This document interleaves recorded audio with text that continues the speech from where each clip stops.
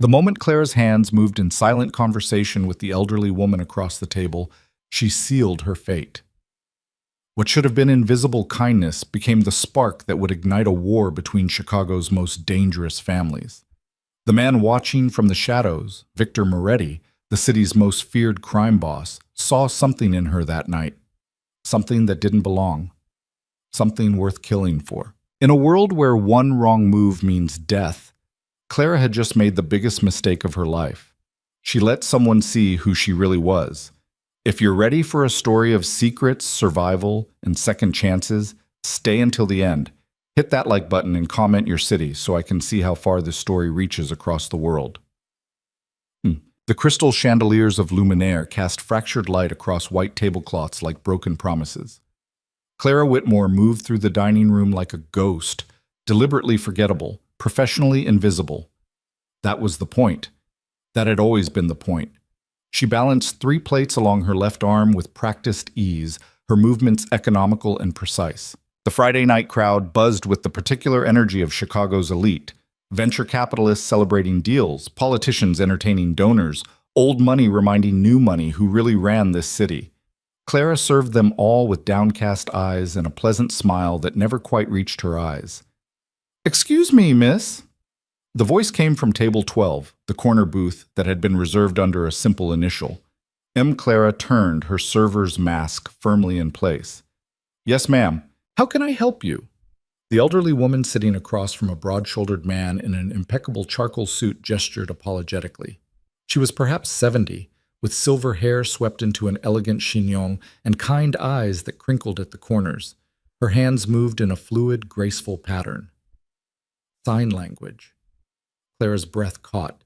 For just a fraction of a second, her carefully constructed persona wavered. She understood every word. "I'm sorry to trouble you, but could you tell me what the soup of the day is?" The menu doesn't specify. The safe choice would be to smile apologetically, shake her head, fetch a manager. That's what Clara Whitmore would do. That's what any server facing a language barrier would do.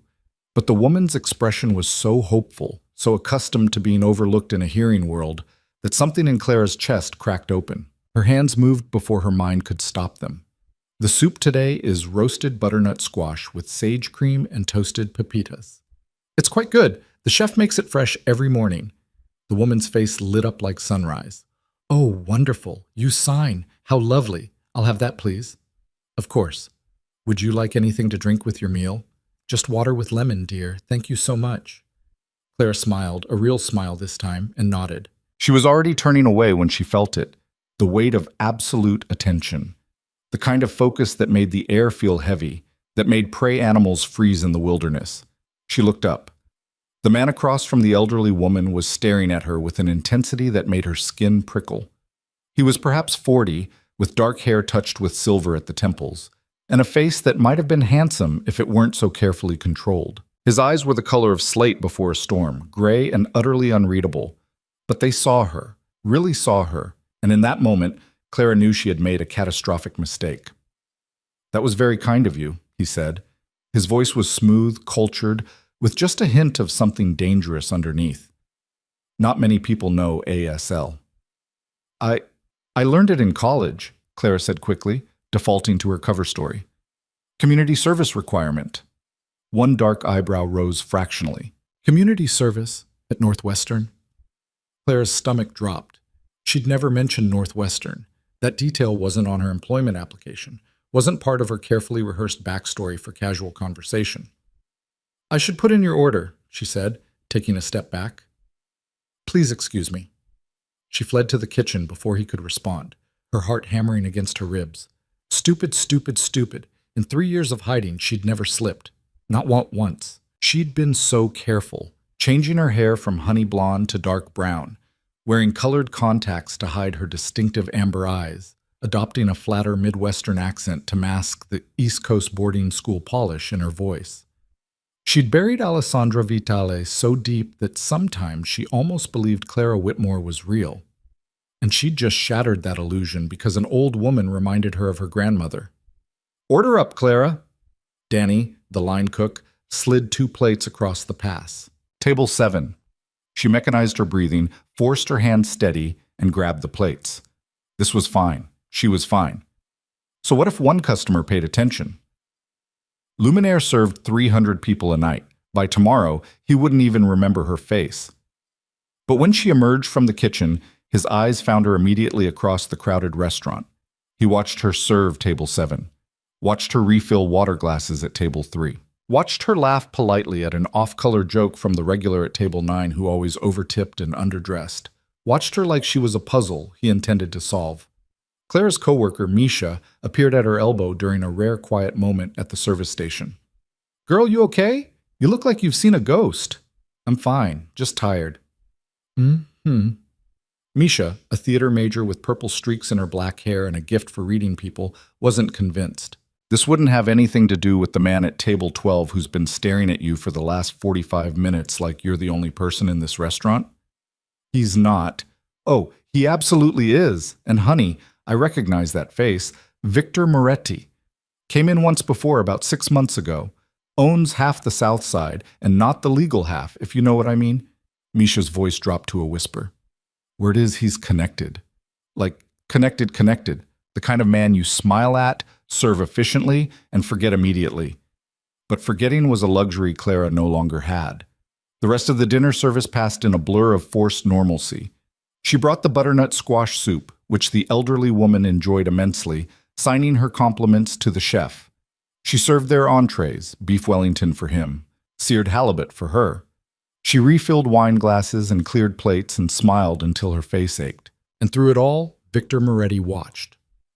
When they finally requested the check, Clara's hand trembled slightly as she processed the payment.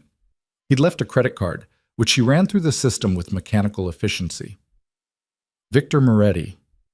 The name meant nothing to Clara Whitmore, who'd only lived in Chicago for 3 years. But Alessandro Vitale? She knew exactly who he was.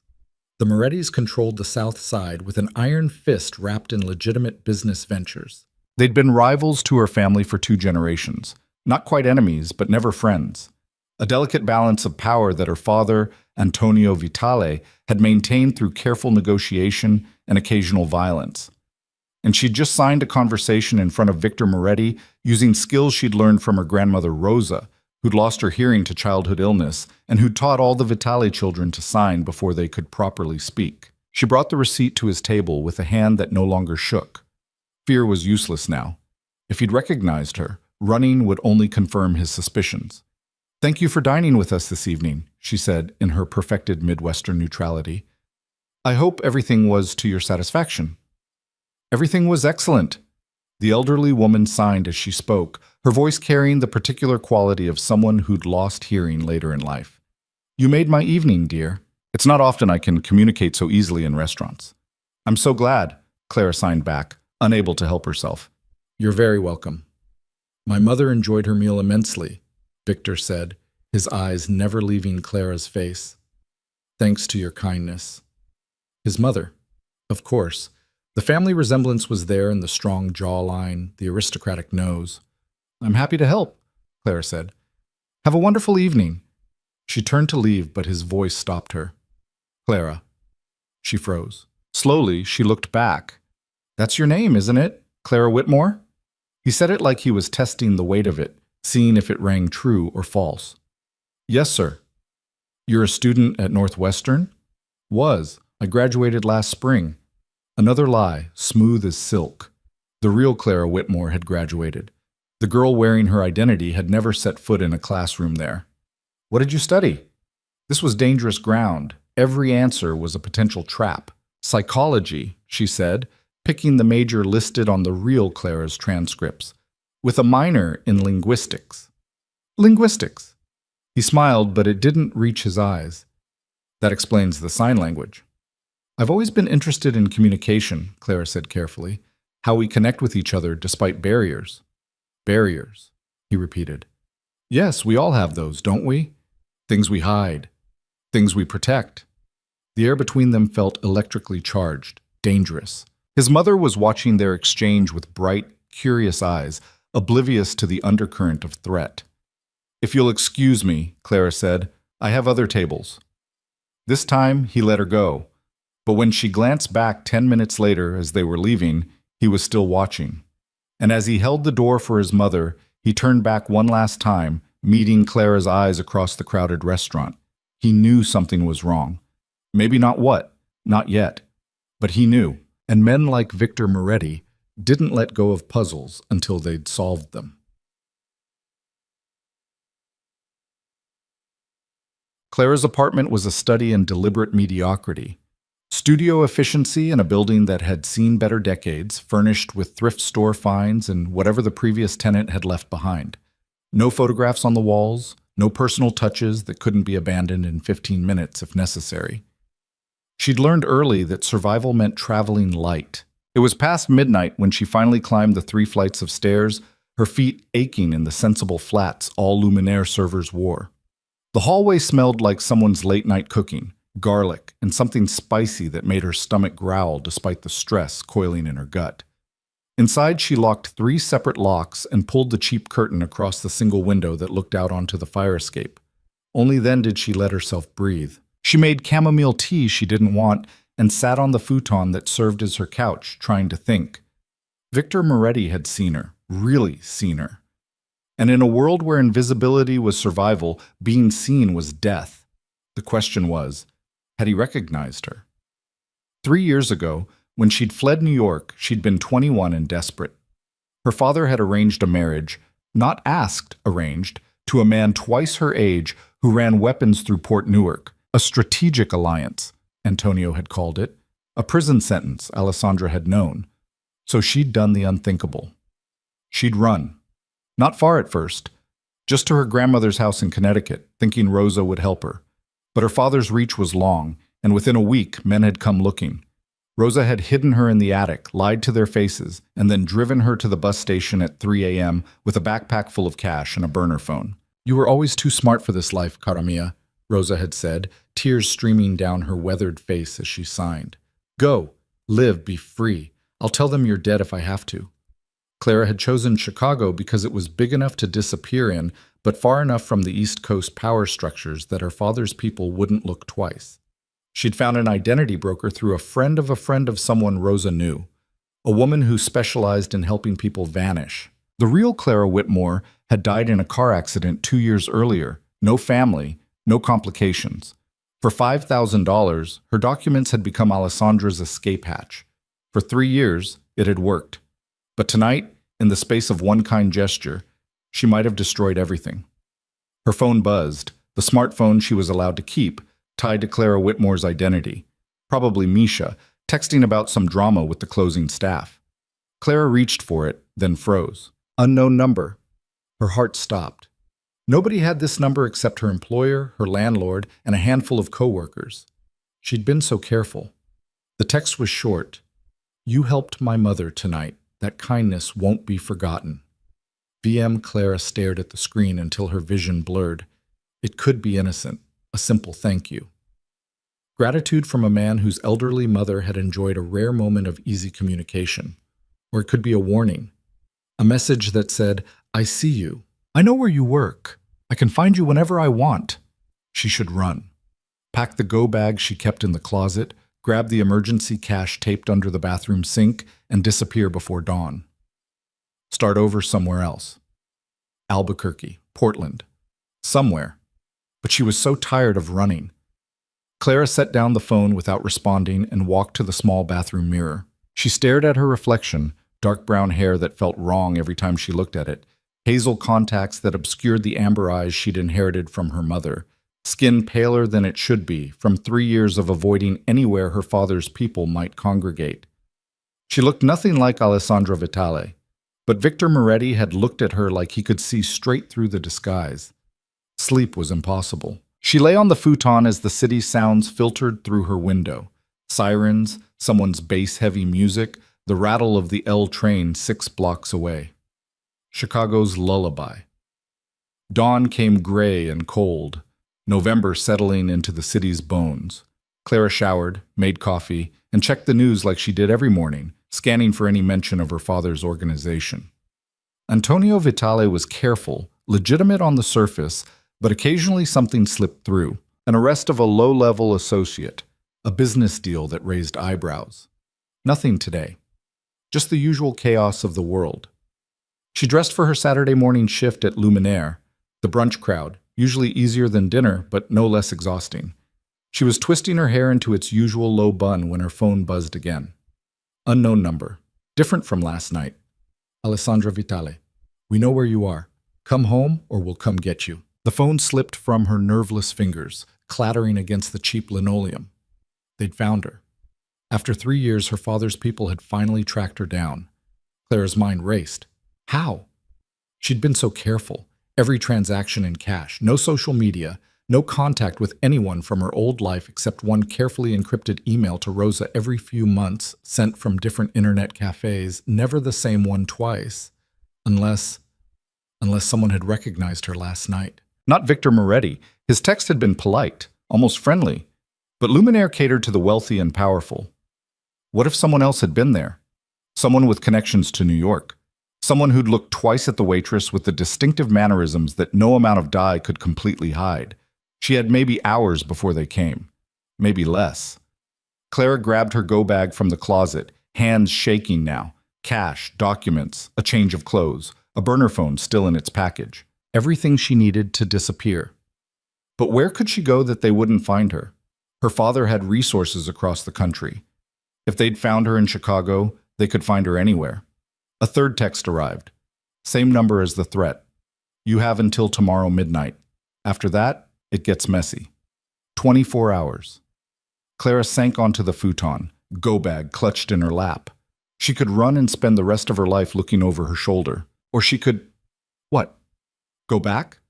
Let her father marry her off to a monster? Become a pawn in his endless game of power and territory? Or she could fight. The thought was laughable. She was one person with no resources, no allies, no weapons except a fake identity that had just been burned. What could she possibly do against Antonio Vitale's organization? But as she sat there, the morning light creeping across her depressing little apartment, another option began to form. Desperate, probably suicidal, but possible.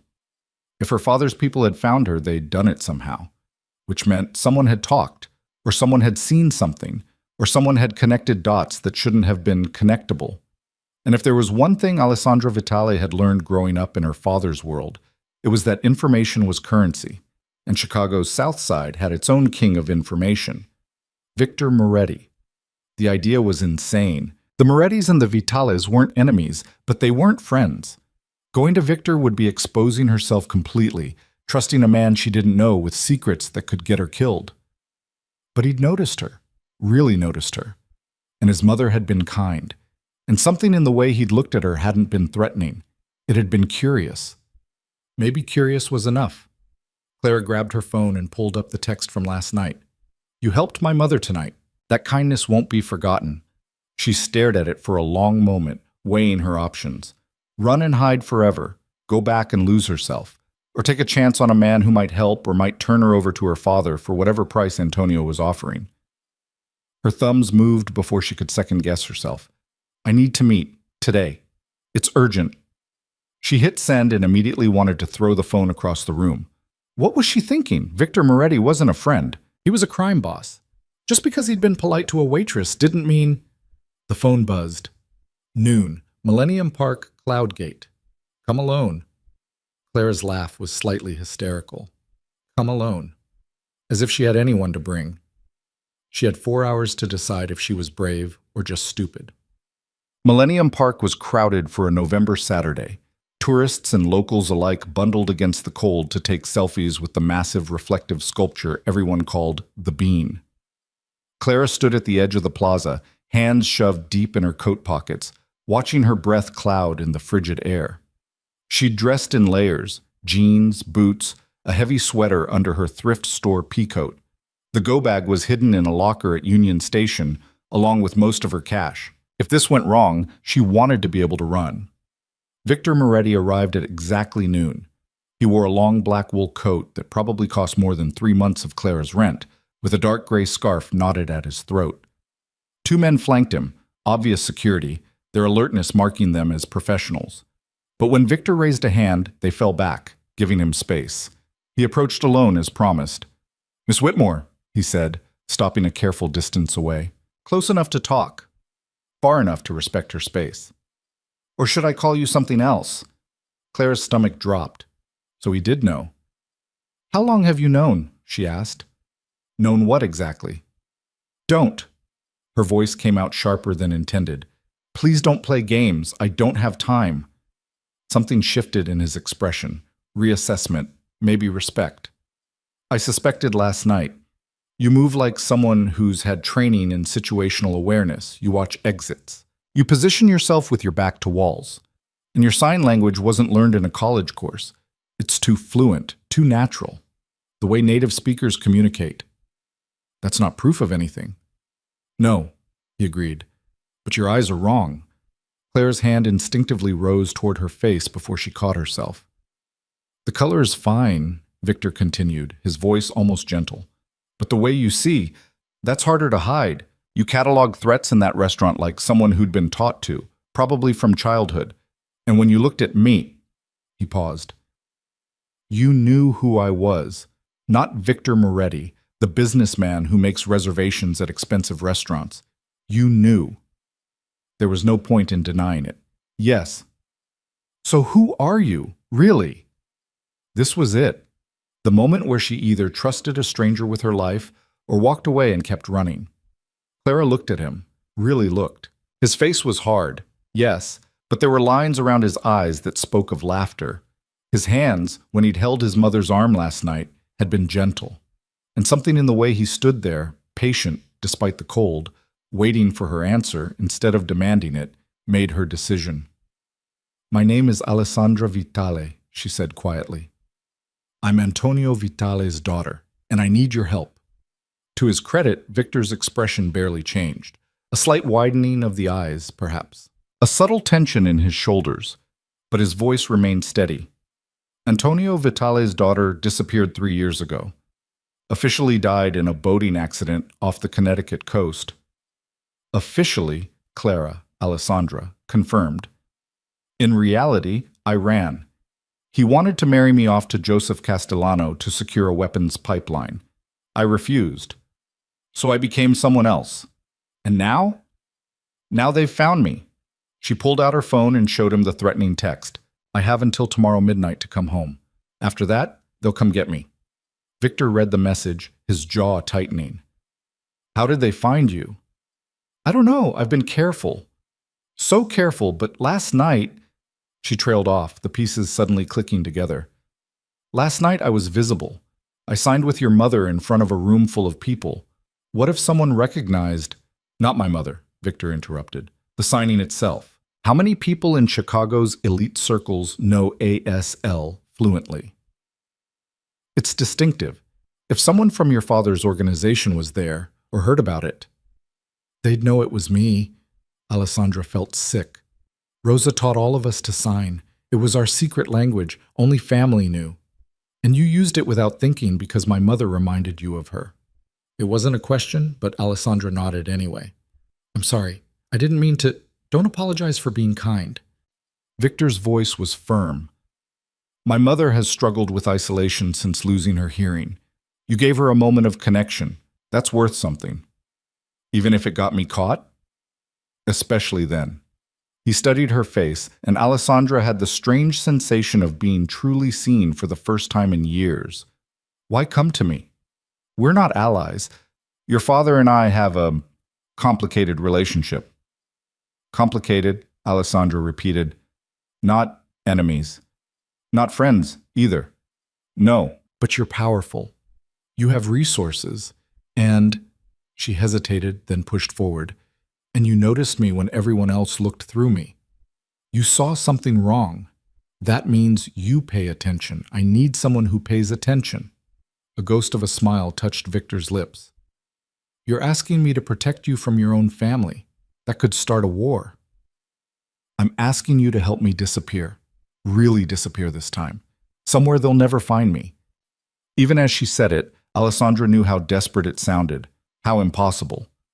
Victor was quiet for a long moment, watching the tourists mill around the bean, oblivious to the dangerous conversation happening in their midst. When he spoke, his words were careful. I could do that. I have contacts, resources, but they'd always be looking. Antonio Vitale doesn't strike me as a man who lets go easily. He doesn't. So running is a temporary solution. Eventually, they'd find you again. Alessandra knew he was right, but hearing it spoken aloud made her chest constrict. What's the alternative? I won't go back. I won't be married off like property. Then don't run. Victor met her eyes. Expose the conspiracy. What conspiracy? The one that's forcing Antonio's hand. Victor took a step closer, his voice dropping. 3 years ago, when you disappeared, there were rumors. Whispers that Antonio was being pressured to consolidate power, to form alliances he didn't want. The Castellano marriage was strategic, yes, but also desperate. I don't understand. Your father is being undermined from within his own organization. Someone close to him is planning a takeover. The marriage alliance was supposed to protect him, bring Castellano's resources into play. When you ran, it weakened him. Alessandra's mind raced. How do you know this? Because I've been watching, waiting. The balance of power in this city is delicate, and when your family destabilizes, it affects everyone. Victor's expression was serious. If you go back, you could expose whoever's betraying your father. Stop the conspiracy before it turns violent. Or I could get killed. Yes, he admitted, that's also possible. But staying hidden means living half a life, always afraid. At least this way, you'd be fighting back. The wind picked up, cutting through Alessandra's coat. Tourists laughed as they jockeyed for photos. Somewhere, a street musician played jazz on a saxophone. Normal life, happening all around her while her world teetered on a knife's edge. Why would you help me with this? She asked. What's in it for you? Victor's smile was slight but genuine. Preventing a war that would destabilize the entire region? That's worth quite a bit. But also, he paused, seeming to choose his words carefully. You showed my mother kindness when you could have simply walked away. You saw her as a person, not an obstacle. That tells me something about who you are. And I'd rather have someone like you shaping the future of this city than whoever's trying to seize power through violence. It was perhaps the most honest thing anyone had said to Alessandra in 3 years. If I agree to this, she said slowly, I'll need protection, information, a way to get close enough to my family to investigate without being locked away or killed. All of that can be arranged. And when it's over, if we succeed, then you'll be free, truly free. No more running, no more hiding. Victor extended his hand. Do we have an agreement? Alessandra looked at his outstretched hand, a lifeline or a trap. She couldn't be sure. But staying Clara Whitmore meant slow death of the soul. Running meant looking over her shoulder forever. And going back alone meant walking into a cage. This was a third option. Dangerous, possibly suicidal, but her own choice. She took his hand. His grip was firm, warm despite the cold. We have an agreement, she said. But I have one condition. Name it. When this is over, if I survive, I want to keep my freedom. No obligations to you or your organization. No debts that turn into leashes. Victor's expression softened slightly. You have my word. You help me prevent a war and you walk away free. No strings. It was probably a lie. Men in his position didn't give something for nothing, but it was the best offer she was going to get. Then where do we start? Alessandra asked. We start, Victor said, releasing her hand, by figuring out who sent you that text. Because Antonio might want you home, but that threat? That's not his style. He'd send someone to collect you quietly, not announce his intentions and give you time to run. This feels like someone else's play. Alessandra pulled out her phone and read the message again with fresh eyes. Come home, or we'll come get you. Victor was right. Her father was many things, but theatrical wasn't one of them. This felt like someone trying to leverage her, force a crisis. Someone who wants me to panic, she said slowly. Someone who benefits from chaos in my father's organization. Exactly, which means our first step isn't confronting your father. It's finding out who's pulling strings behind the scenes. Victor gestured toward his waiting security. I have resources we can use, safe houses, information networks, but we need to move quickly. If they've given you until tomorrow midnight, they're planning something for that deadline. What do you think they'll do? Victor's expression darkened. Nothing good. Either they'll come for you themselves, triggering a response from your father that destabilizes his organization, or they'll use your refusal to return as proof that Antonio can't control his own family. Either way, someone's trying to start a war. The pieces were falling into place, a picture emerging that made Alessandra's blood run cold. She'd thought running away was about her freedom. But what if her disappearance had been part of someone else's larger plan? What if they'd wanted her gone, out of the way, a weakness they could exploit later? "We need to warn my father," she said. "We need proof first. Walk in with accusations and no evidence, and you'll be dismissed, or worse. But walk in with names, documentation, proof of betrayal? That's power." Victor checked his watch. "We have 36 hours. I suggest we use them wisely." Alessandra looked at the bean one last time. Tourists captured in its warped reflection, distorted and multiple, everyone seeing a different version of the same thing. How fitting. "Okay," she said. "I'm in. What's the plan?" Victor's smile was sharp as a blade. "The plan is we make you disappear one more time, but this time we control the narrative. And we use that control to smoke out whoever's trying to destroy your family. And if it doesn't work, then we improvise. Together." The word "together" shouldn't have been comforting. Victor Moretti was still a stranger, still dangerous in ways Alessandra was only beginning to understand. But as they walked away from Millennium Park, his security falling into formation around them, she realized something had shifted. For 3 years, she'd been alone. Isolated. Every decision made in silence, every risk calculated in the dark. Now, for better or worse, she had an ally. And in the world she had been born into, that might be the most dangerous thing of all. Victor's car was a study in understated luxury, black leather, tinted windows, and enough soundproofing that the chaos of Chicago's streets disappeared the moment the door closed. Alessandra sat in the back seat, acutely aware of the security detail in the front, and the SUV following at a careful distance behind them. "Where are we going?" she asked. "Somewhere safe. Somewhere they won't think to look."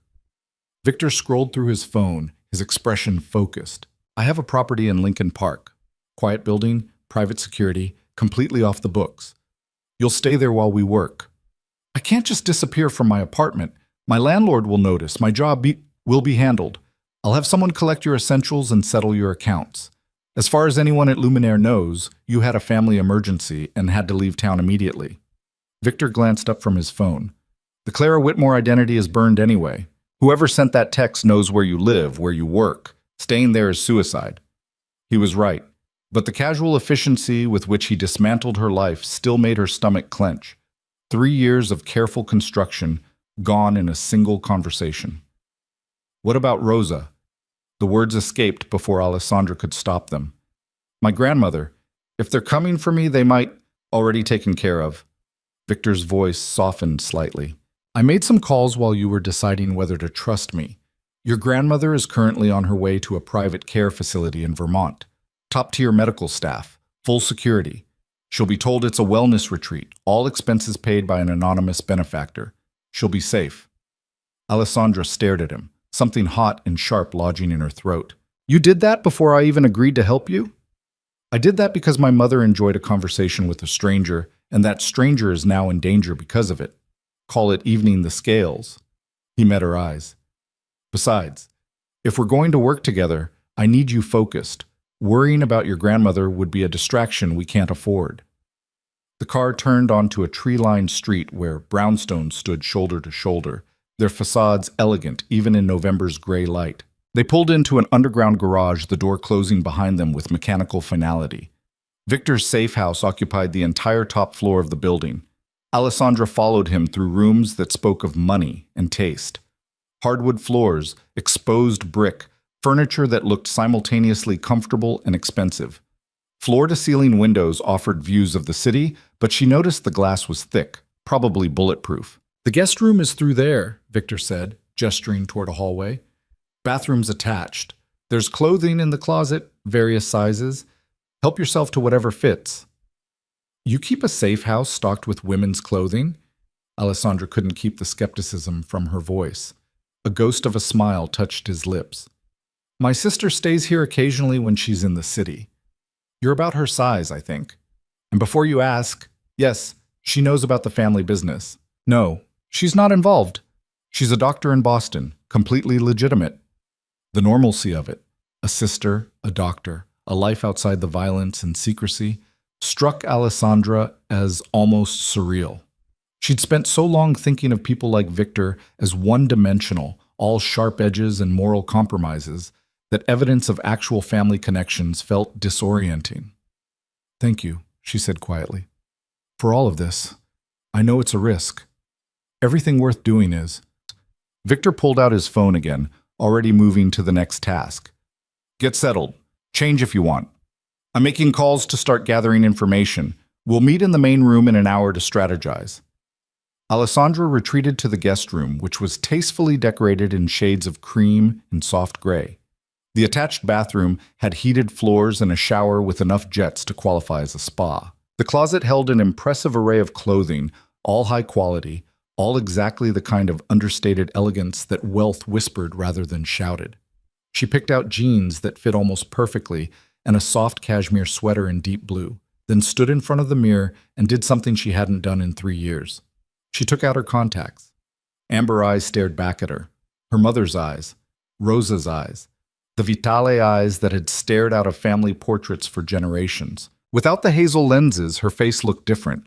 Still her, but more herself. Sharper. More defined. Alessandra ran water until it steamed, then scrubbed her face until her skin was pink and clean. The dark brown hair dye was permanent.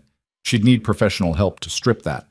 But just seeing her real eye color again felt like reclaiming a piece of herself she'd thought lost. When she emerged an hour later, Victor was standing at the windows with a tablet in his hand, talking quietly on the phone in what sounded like Italian. He ended the call as she approached, his eyes catching on her face with an expression she couldn't quite read. "You changed your eyes," he said. "They were uncomfortable anyway." Alessandra joined him at the window, looking out at the city that had been her hiding place and her prison. "Did you find anything?" "Possibly. I have someone checking the phone number that sent you the threat. It's a burner, but burners still have to be purchased somewhere. If we can trace the point of sale, we might get security footage." He swiped across the tablet screen, bringing up what looked like a family tree. "I also had my people pull together everything we know about your father's current organization. Key players, recent changes, anyone who might have motive to force a crisis." Alessandra studied the chart. Names she recognized, positions that had shifted since she'd left. Her father's underboss, Marco Salvi, still held his position. The consigliere, Thomas Brennan, was new. She didn't recognize that name. Several capos had changed, territories reallocated. "Who's Brennan?" she asked, pointing to the consigliere position. "Thomas Brennan, former prosecutor who got disillusioned with the justice system about 5 years ago. Your father brought him on as legal counsel initially, then promoted him to consigliere about 18 months ago after the previous one died of a heart attack." "Died or was killed?" Victor's expression was approving. "Good instinct. Officially died. But the timing was convenient, right when your father was trying to negotiate a truce with the Castellanos. A new consigliere could reshape those negotiations." Alessandra felt pieces clicking together in her mind. So Brennan arrives, the old consigliere conveniently dies, and suddenly my father is pushing hard for the Castellano marriage alliance, an alliance I disrupted by running. Which brings us to the question, who benefits from you disappearing? Victor zoomed in on another section of the chart. "Your siblings. You have 2 younger brothers, correct? Michael and Julian?" The names sent a pang through Alessandra's chest. Mickey had been 15 when she left, Julian barely 13. Just kids, caught in their father's world the same way she'd been. "They wouldn't send threats," she said firmly. "They're not like that. People change in 3 years, especially in this life." But Victor's tone was gentle, not accusatory. "What about extended family, cousins, anyone who'd move up if you were out of the picture?" Alessandra thought back to family gatherings, the complex web of relations and alliances. "My uncle Dominic runs the New Jersey operations. He has 3 sons, all involved in the business. But Dom was always loyal to my father. They're brothers, true brothers. I can't see him." Her phone buzzed. Not the smartphone, the burner phone she'd kept in her go bag, the one she used exclusively for encrypted emails to Rosa. She pulled it out with shaking hands. One new message, sender unknown. They're planning something tonight. The warehouse on Polk Street, midnight. Come alone or people die. A friend. Victor read over her shoulder, his jaw tightening. A trap. Maybe. Or maybe someone on the inside is trying to help. By sending cryptic messages to a burner phone that supposedly nobody knows about? Victor took the phone, examining the message. How many people have this number? Just Rosa, and she'd never give it out without… Alessandra stopped. Unless someone found it. If they went through her things, her phone records, then they'd know you've been in contact. They'd know this number reaches you even if the Clara Whitmore identity doesn't. Victor handed back the phone. The question is whether this friend is genuine or whether someone's trying to draw you out into the open. Only one way to find out. Absolutely not. We're not walking into an obvious ambush. Alessandra felt a flare of irritation. I didn't ask for permission. If there's a chance this is real, if something's happening tonight that puts my family in danger, then we investigate properly. Victor's voice was firm. With surveillance, backup, a plan that doesn't involve you getting killed in the first 10 minutes. You came to me for help, remember? So let me actually help. They stared at each other, wills clashing. Alessandra had spent 3 years taking orders from no one, making her own decisions, surviving on her instincts. Deferring to someone else, even someone offering protection, went against every survival skill she'd honed. But he was right. Walking into a warehouse alone at midnight was suicide. And if she died, she couldn't expose whoever was betraying her father, couldn't protect her brothers, couldn't finish what she'd started by reaching out to Victor in the first place. Fine, she said. We do it your way. But I'm going to that warehouse. I wouldn't dream of stopping you, but we're going prepared. Victor made another call, speaking rapid-fire instructions in Italian. When he hung up, his expression was all business. I'm pulling in a team, 4 men, all former military, all people I trust with my life. We'll arrive early, scout the location, set up surveillance. If it's a trap, we'll know before you're anywhere near danger. If it's legitimate, we'll be positioned to intervene. And if they want me to come alone, then you'll appear to be alone. My men will be close enough to respond, but far enough away to maintain the illusion. He pulled up a map on his tablet, showing the warehouse district near Polk Street. This area is mostly abandoned. The building boom bypassed it, left it to rot. Good place for an ambush, but also good for us. Lots of sight lines, multiple approach routes, plenty of cover. Alessandra studied the map, her mind already working through scenarios. If this is my father's people, they'll recognize me immediately, even with the dyed hair. We'll work on that. I have someone who can help with a quick transformation. Nothing permanent, just enough to create doubt at a distance. Victor checked his watch. We have 8 hours. I suggest we use them to gather as much intelligence as possible before walking into whatever this is. The rest of the afternoon passed in a blur of preparation. Victor's team arrived. 4 men who moved with the controlled precision of soldiers, who spoke in terse sentences and checked their weapons with casual efficiency. One of them, a woman named Sophia, with sharp eyes and gentle hands, spent an hour working on Alessandra's appearance. We're not trying to fool anyone up close, Sophia explained as she worked. Just create enough visual noise that people second-guess themselves. Different hair texture, different silhouette, different energy. She added extensions that made Alessandra's hair longer and wavier, applied subtle contouring that changed the shape of her face, and dressed her in clothing that altered her proportions. A bulky jacket, different boots. When she was finished, the woman in the mirror looked enough like Alessandra to be recognizable, but different enough to plant seeds of doubt. Good, Victor said, studying the transformation. Remember, at a distance, in low light, people will see what they expect to see. You look similar enough to make them think it might be you, different enough that they won't be certain. Uncertainty is a weapon, Alessandra murmured, remembering her father's lessons. Exactly. Victor handed her a small earpiece. Communication device. You'll be able to hear me and the team at all times. If things go wrong, if you feel threatened in any way, you say the word Nightingale, and we extract you immediately. No questions, no hesitation. Alessandra fitted the earpiece, feeling the weight of it, the connection it represented. For 3 years, she'd been alone. Now she had voices in her ear, backup in the shadows, someone watching out for her survival. It should have felt reassuring. Instead, it felt terrifying, because relying on others meant trusting them, and trust was a luxury she'd learned to live without. What if this is all connected? She asked suddenly. The text telling me to come home, this mysterious friend warning me about tonight. What if someone's orchestrating all of it? Victor's expression was thoughtful. Then we're dealing with someone very clever, someone who understands psychological manipulation and strategic timing. Someone like a consigliere, Alessandra said quietly. Someone exactly like a consigliere. Victor pulled up Thomas Brennan's file on the tablet. Former prosecutor means he understands how investigations work, how to construct narratives, how to manipulate information.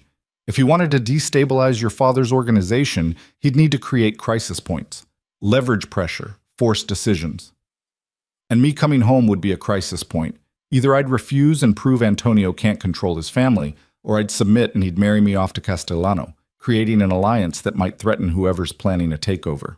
Unless the marriage was never the point. Victor's eyes were sharp with understanding.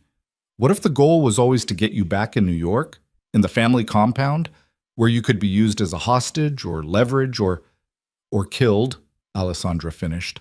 Eliminate Antonio's daughter, his heir, and suddenly my brothers are the only options. Mickey's smart, but he's young. Julian's even younger. They could be controlled, shaped, turned into puppets. The thought made her sick. Her little brothers, who'd been sweet and funny and full of life, turned into weapons against their own father.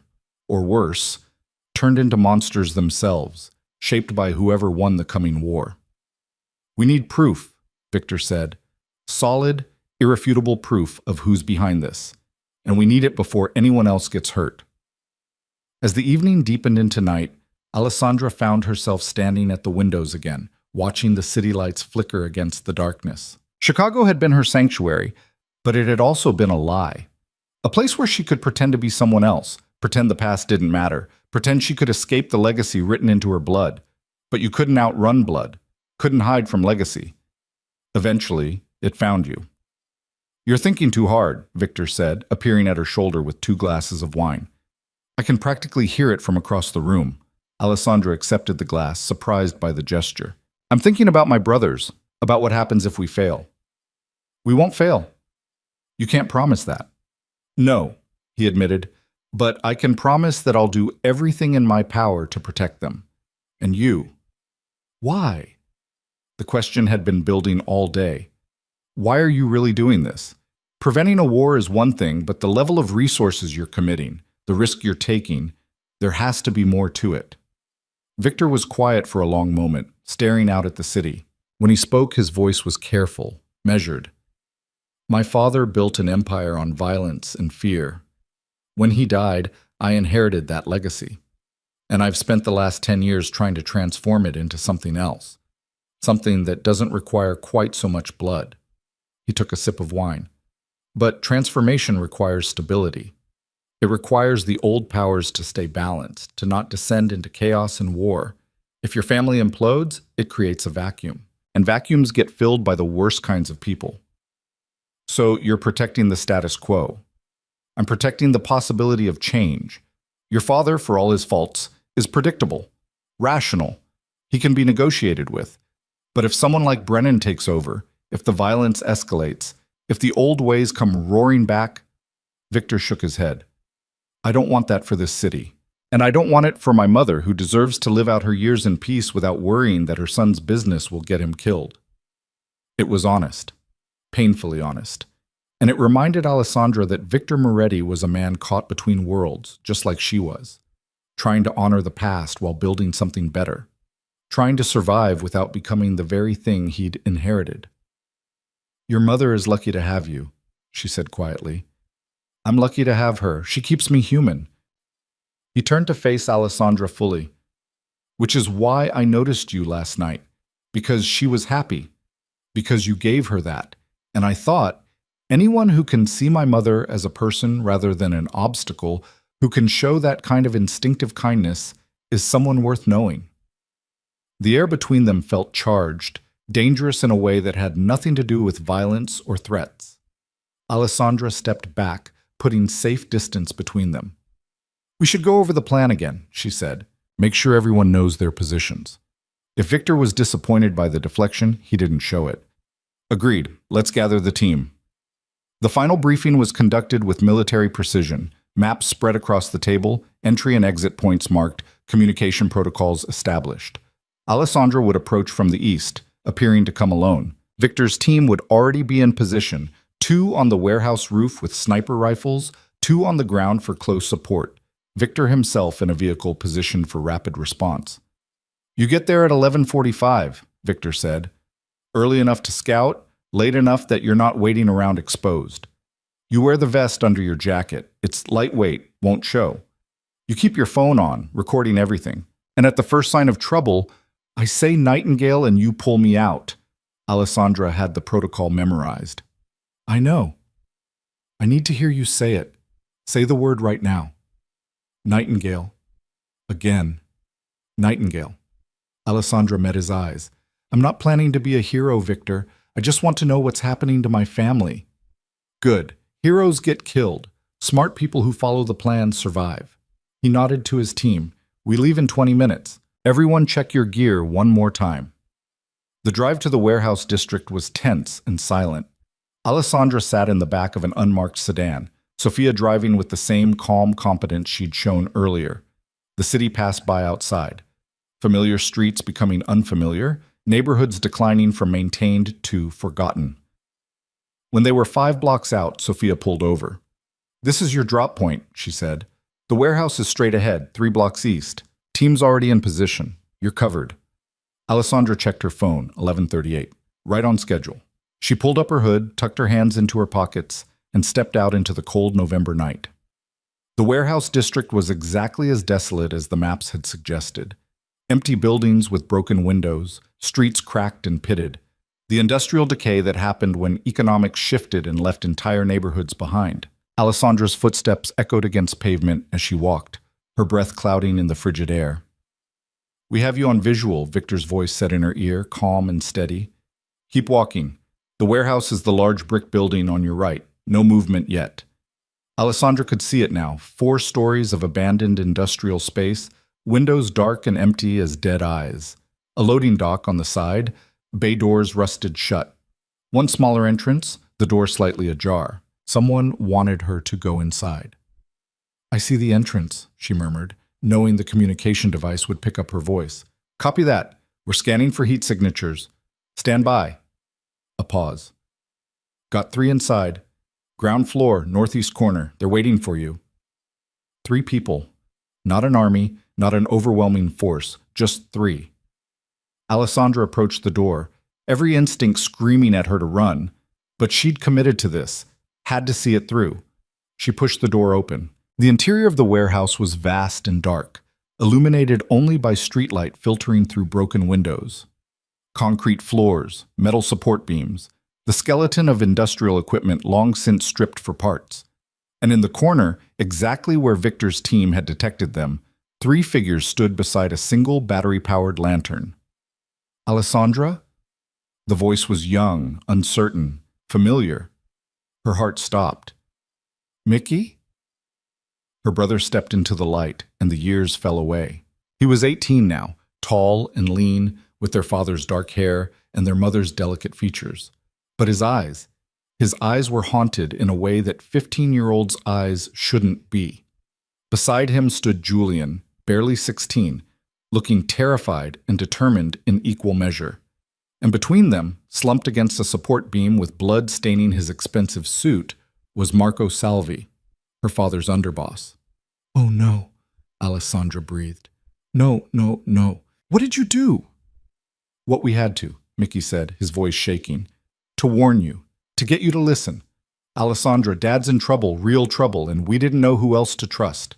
Alessandra's world tilted sideways. 3 years of careful distance, of constructed walls and deliberate forgetting, shattered in the space between heartbeats. Her brothers, her baby brothers, stood before her in an abandoned warehouse with a bleeding man between them, and every protective instinct she'd buried roared back to life. "Victor," she said quietly, knowing he could hear her. "Stand down. It's my brothers. They're not a threat." The wounded man? Victor's voice was tense in her ear. Marco Salvi, Dad's underboss. I need medical attention here. Now. On it. Sophia's moving with a medical kit. ETA 2 minutes. Alessandra crossed the warehouse floor, her footsteps echoing in the cavernous space. Mickey and Julian watched her approach with expressions caught between hope and fear, like they couldn't quite believe she was real. She stopped 3 feet away, close enough to see the shadows under their eyes, the tension in their shoulders, the way they both held themselves like soldiers expecting attack. They'd grown up in her absence, grown hard. Tell me what happened, she said. From the beginning, and don't leave anything out. Julian looked to Mickey, deferring to his older brother. Mickey swallowed hard, then began. It started about 6 months ago. Dad's been acting different, paranoid. He fired 3 of his senior captains, people who'd been with him for years. Said they were disloyal, but he never explained why. Then Brennan, the consigliere, started showing up more, making decisions, changing protocols. What kind of changes? Alessandra asked. Security rotations, communication systems. He convinced Dad to centralize everything through him, all the information flow, all the strategic planning. Said it would make things more efficient, more secure. Mickey's voice was bitter. But what it really did was put Brennan in control of who knows what, who sees what intelligence, who gets what orders. Marco coughed, a wet sound that made Alessandra wince. Blood flecked his lips as he spoke, his voice weak but determined. The kid's right. Brennan's been isolating Antonio, cutting him off from his own organization piece by piece. Anyone who questions it gets reassigned or disappears. Disappears? Alessandra felt ice crystallize in her veins. 3 men in the last 4 months, Julian said quietly. Officially, they quit, retired, moved on. But I heard Dad asking about one of them, Vincent Caruso. Vincent was with Dad since the beginning, loyal as they come. Dad wanted to reach out, and Brennan said Vincent had made it clear he wanted no contact. But I saw Dad's face. He didn't believe it. Sophia appeared in the doorway, medical kit in hand, moving with swift efficiency. She knelt beside Marco without a word, cutting away his jacket to assess the wound. Alessandra caught the brief shake of her head. Not good, but not immediately fatal. So Brennan's consolidating power, Alessandra said, pieces falling into place. Isolating Dad, removing loyal people, controlling the flow of information. Classic takeover strategy. But that doesn't explain why you're here with Marco, bleeding in an abandoned warehouse. Mickey and Julian exchanged a look that spoke volumes. Brothers who'd learned to communicate in silence, in the spaces between words where danger lived. We figured it out tonight, Mickey said. Marco called me, told me he'd found proof. Documents showing that Brennan's been skimming money, setting up shell companies, building his own power base inside Dad's organization. Marco said he was going to Dad with it, expose everything. He asked me to come with him as backup, someone Dad would trust. But Brennan found out, Alessandra guessed. We think someone in Marco's crew tipped him off.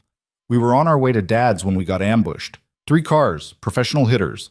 Marco got hit in the crossfire. Mickey's hands were shaking now, the adrenaline wearing off to reveal the fear underneath. We managed to lose them, but we couldn't go to Dad.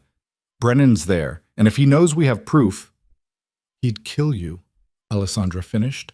Or disappear you like he did the others. That's when Mickey remembered the burner number, Julian said. The one you used to contact Grandma Rosa. We found it in her things when Dad sent us to check on her last month. We didn't tell him. We kept it, just in case. And tonight, when everything went sideways, Mickey said maybe you'd help. Maybe you'd know what to do. Sophia finished bandaging Marco's wound, her movements competent and quick. Bullet went through clean. No major organs, but he's lost a lot of blood. He needs a hospital. No hospitals, Marco rasped. Brennan has people everywhere. They'd finish the job. We have a doctor, Victor's voice said in Alessandra's ear. Completely discreet, owes me several favors. I can have him at the safe house in 30 minutes. Alessandra made the decision in seconds. We're moving. All of you. Victor has a secure location and medical care. We go now. We go together. Who's Victor? Mickey's eyes narrowed with suspicion. Victor Moretti. And before you react, yes, I know what you're thinking. But right now, he's the only reason any of us are walking out of here alive. Alessandra met her brother's gaze steadily. Do you trust me? Mickey's jaw worked. He looked at Julian, at Marco bleeding against the support beam, at the warehouse shadows that could hide any number of threats. Then back to his sister, who'd been dead for 3 years and was suddenly standing before him offering salvation or damnation. Yeah, he said finally. Yeah, I trust you. Then let's move. Victor, we need extraction for 4. Already here. 2 SUVs pulled up outside the warehouse, engines running. Victor's team moved with military precision, 2 men carefully lifting Marco, Sophia covering their exit, weapons ready. Victor himself appeared in the doorway, his expression locked down tight, all business. In the vehicles. Now. We've got movement 3 blocks north, multiple cars converging on this location. They ran. Mickey and Julian flanked Alessandra as they sprinted for the SUVs, muscle memory kicking in, protecting their sister the way they'd been trained to protect family. They piled into the first vehicle, Marco and the security team in the second, and the cars peeled away from the warehouse just as headlights appeared in the distance behind them. Are they following? Alessandra asked, twisted in her seat to look back. Not yet, the driver said, a compact man with scarred knuckles and cold eyes. But they will be. Brennan's people are thorough. Mickey was staring at Victor, recognition and hostility warring on his face. You're working with Victor Moretti? Alessandra, what the hell? Dad would want his sons alive more than he'd want to maintain some outdated rivalry, Alessandra cut in. And right now, Victor's the only person with the resources to keep us breathing long enough to expose Brennan. She's right, Marco said from the other SUV, his voice crackling through the vehicle's communication system. Kid, I know this looks bad, but your sister's thinking clearly. We need allies, and the Morettis are the best option we've got. Julian was quieter, watching the city blur past the windows. Alessandra, he said softly, we thought you were dead. Dad said you died in a boating accident. There was a funeral and everything. The pain in his voice cut deeper than any blade. Alessandra reached across the seat and gripped his hand, feeling how much bigger it was than she remembered. When had he grown so much? When had both of them stopped being children? I know, she said. I'm sorry. I'm so sorry, but I couldn't stay. Dad was going to force me into a marriage I didn't want, and I just couldn't. The Castellano thing, Mickey said, understanding dawning. That's what you were running from. We heard about it later, after you were gone. Dad never talked about it, but Uncle Dominic mentioned it once when he was drunk. Said Dad had been planning an alliance marriage and you'd refused. I did more than refuse. I disappeared. And in doing so, I weakened Dad's position, made him look like he couldn't control his own family.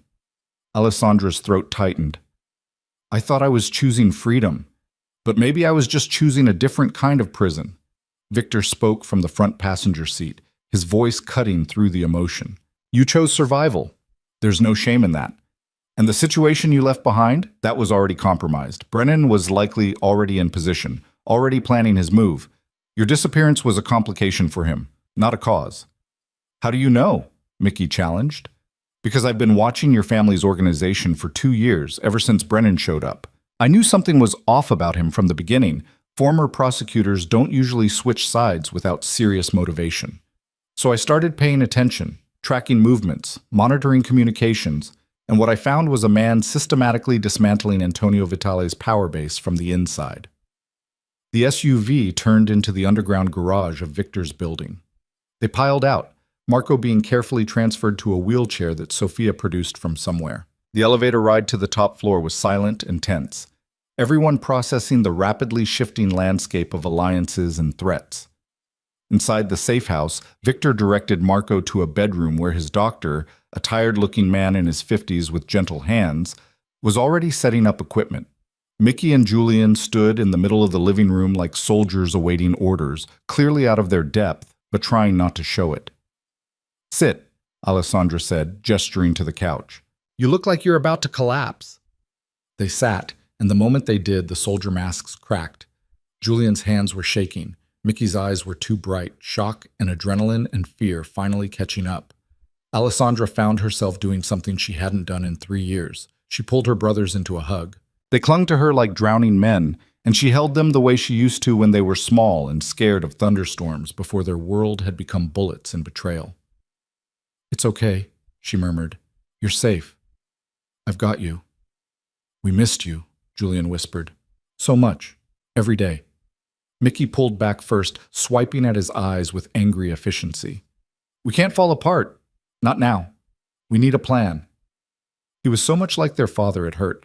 All strategy and survival, emotions locked away where they couldn't be weaponized. Victor returned from checking on Marco, carrying a tray with coffee and sandwiches. "Eat," he said, setting it down. "You can't think clearly on an empty stomach, and we have a lot to figure out." Mickey eyed the food suspiciously. "How do we know you're not going to poison us or turn us over to Brennan? If I wanted you dead, you'd already be dead. If I wanted to turn you over, I'd have let those cars catch you at the warehouse." Victor's voice was matter of fact, not offended. "But neither of those outcomes serves my interests. What serves my interests is a stable power structure in this city, which requires Antonio Vitale to remain in control of his organization. Brennan staging a coup doesn't accomplish that." "So you're helping us to help yourself," Mickey said. "Exactly. I find honesty simplifies things." Victor poured coffee with steady hands. "Now, let's talk about what we know and what we need to know. You said Marco found proof of Brennan's activities. What kind of proof?" Mickey pulled a flash drive from his pocket, the gesture protective. "Financial records, shell companies, bank transfers, it's all here. Marco spent months piecing it together." "May I?" Victor held out his hand. Mickey looked at Alessandra. She nodded. Slowly, Mickey handed over the flash drive. Victor plugged it into his laptop, and for several minutes the only sound in the room was the soft clicking of keys as he navigated through files. His expression grew darker with each document he opened. "This is sophisticated," he said finally. "Brennan's been siphoning money from multiple revenue streams, but small enough amounts that it wouldn't trigger immediate red flags. He's also been paying off key people in your father's organization, bribes disguised as bonuses or legitimate business expenses. And here," Victor pulled up another document, "here's something interesting. Brennan's been in communication with the Castellano family. Regular meetings over the past 6 months." Alessandra leaned over his shoulder to read. "The marriage alliance. He's been negotiating behind Dad's back?" "Not negotiating, conspiring." Victor scrolled through email threads, his jaw tight. "Look at the timeline. These communications started right after your father officially declared you dead. Brennan reached out to Joseph Castellano with a proposal. Eliminate the old guard in both families, install new leadership that would be more amenable to a full merger rather than just an alliance." "A merger?" Julian looked confused. "That's not how these things work. Families don't merge. They're separate organizations." "They are when there's profit to be made," Victor said grimly. "Castellano's been struggling. Legal problems, internal conflicts, territory disputes. He's desperate for a win, and Brennan's offering him the Vitale organization on a platter if he helps facilitate the takeover." Mickey was on his feet, pacing. "So Brennan wants to kill our father, take over the family, then merge it with the Castellanos and rule both organizations. That's the plan, but it's more complicated than simple murder." Victor pulled up another document.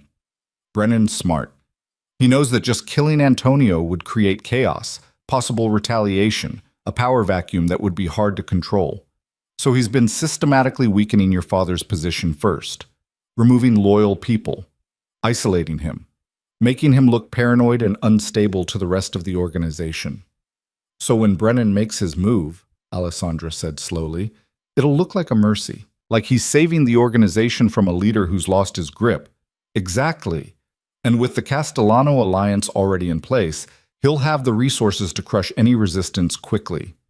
Victor's expression was grave. "This is a well-planned coup, months, maybe years in the making." The room fell silent as they absorbed the implications.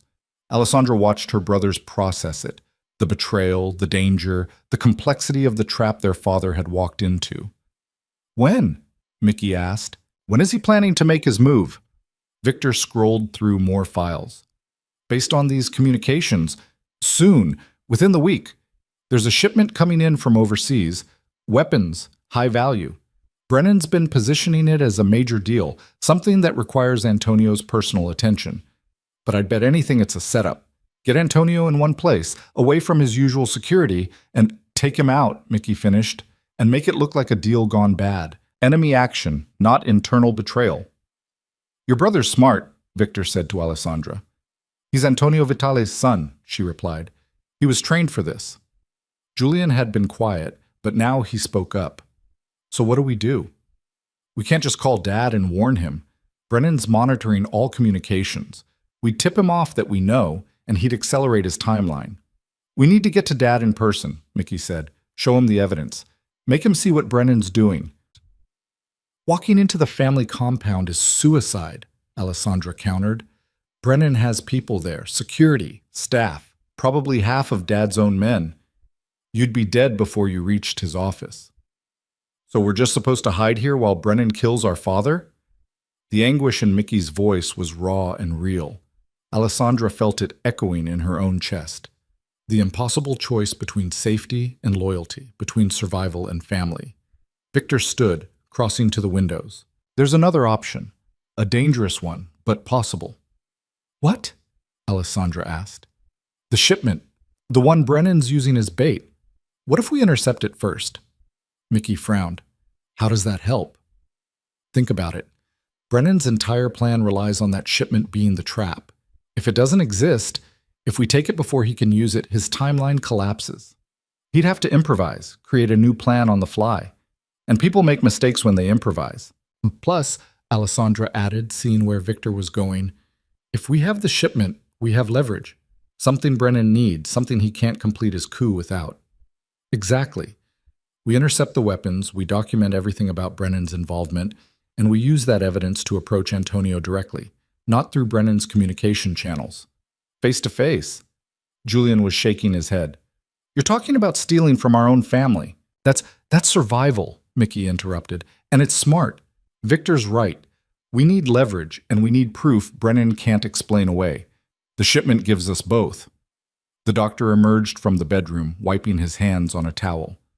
Your man will live. The wound's clean, no infection. He needs rest and antibiotics, but he'll recover. Can he travel in a few days? Victor asked. If necessary, yes, but I wouldn't recommend it. Noted. Thank you, David. The doctor packed up his equipment and left, and Alessandra realized how late it had gotten. Past 2 a.m, the city dark and quiet outside the windows. You both need sleep, she said to her brothers. There's a guest room down the hall. Go. Rest. We'll plan in the morning. Mickey looked like he wanted to argue, but exhaustion was written in every line of his body. Julian was already swaying on his feet. They retreated to the guest room, and Alessandra heard the door close softly behind them. She turned to find Victor watching her, his expression unreadable. They're good kids, he said quietly. Brave. Smart. Your father trained them well. Too well. They shouldn't have to be this brave. They should be in college, worrying about exams and relationships, not dodging assassins and planning heists. They're in the life, whether you wanted it for them or not. I know. Alessandra sank onto the couch, suddenly bone-tired.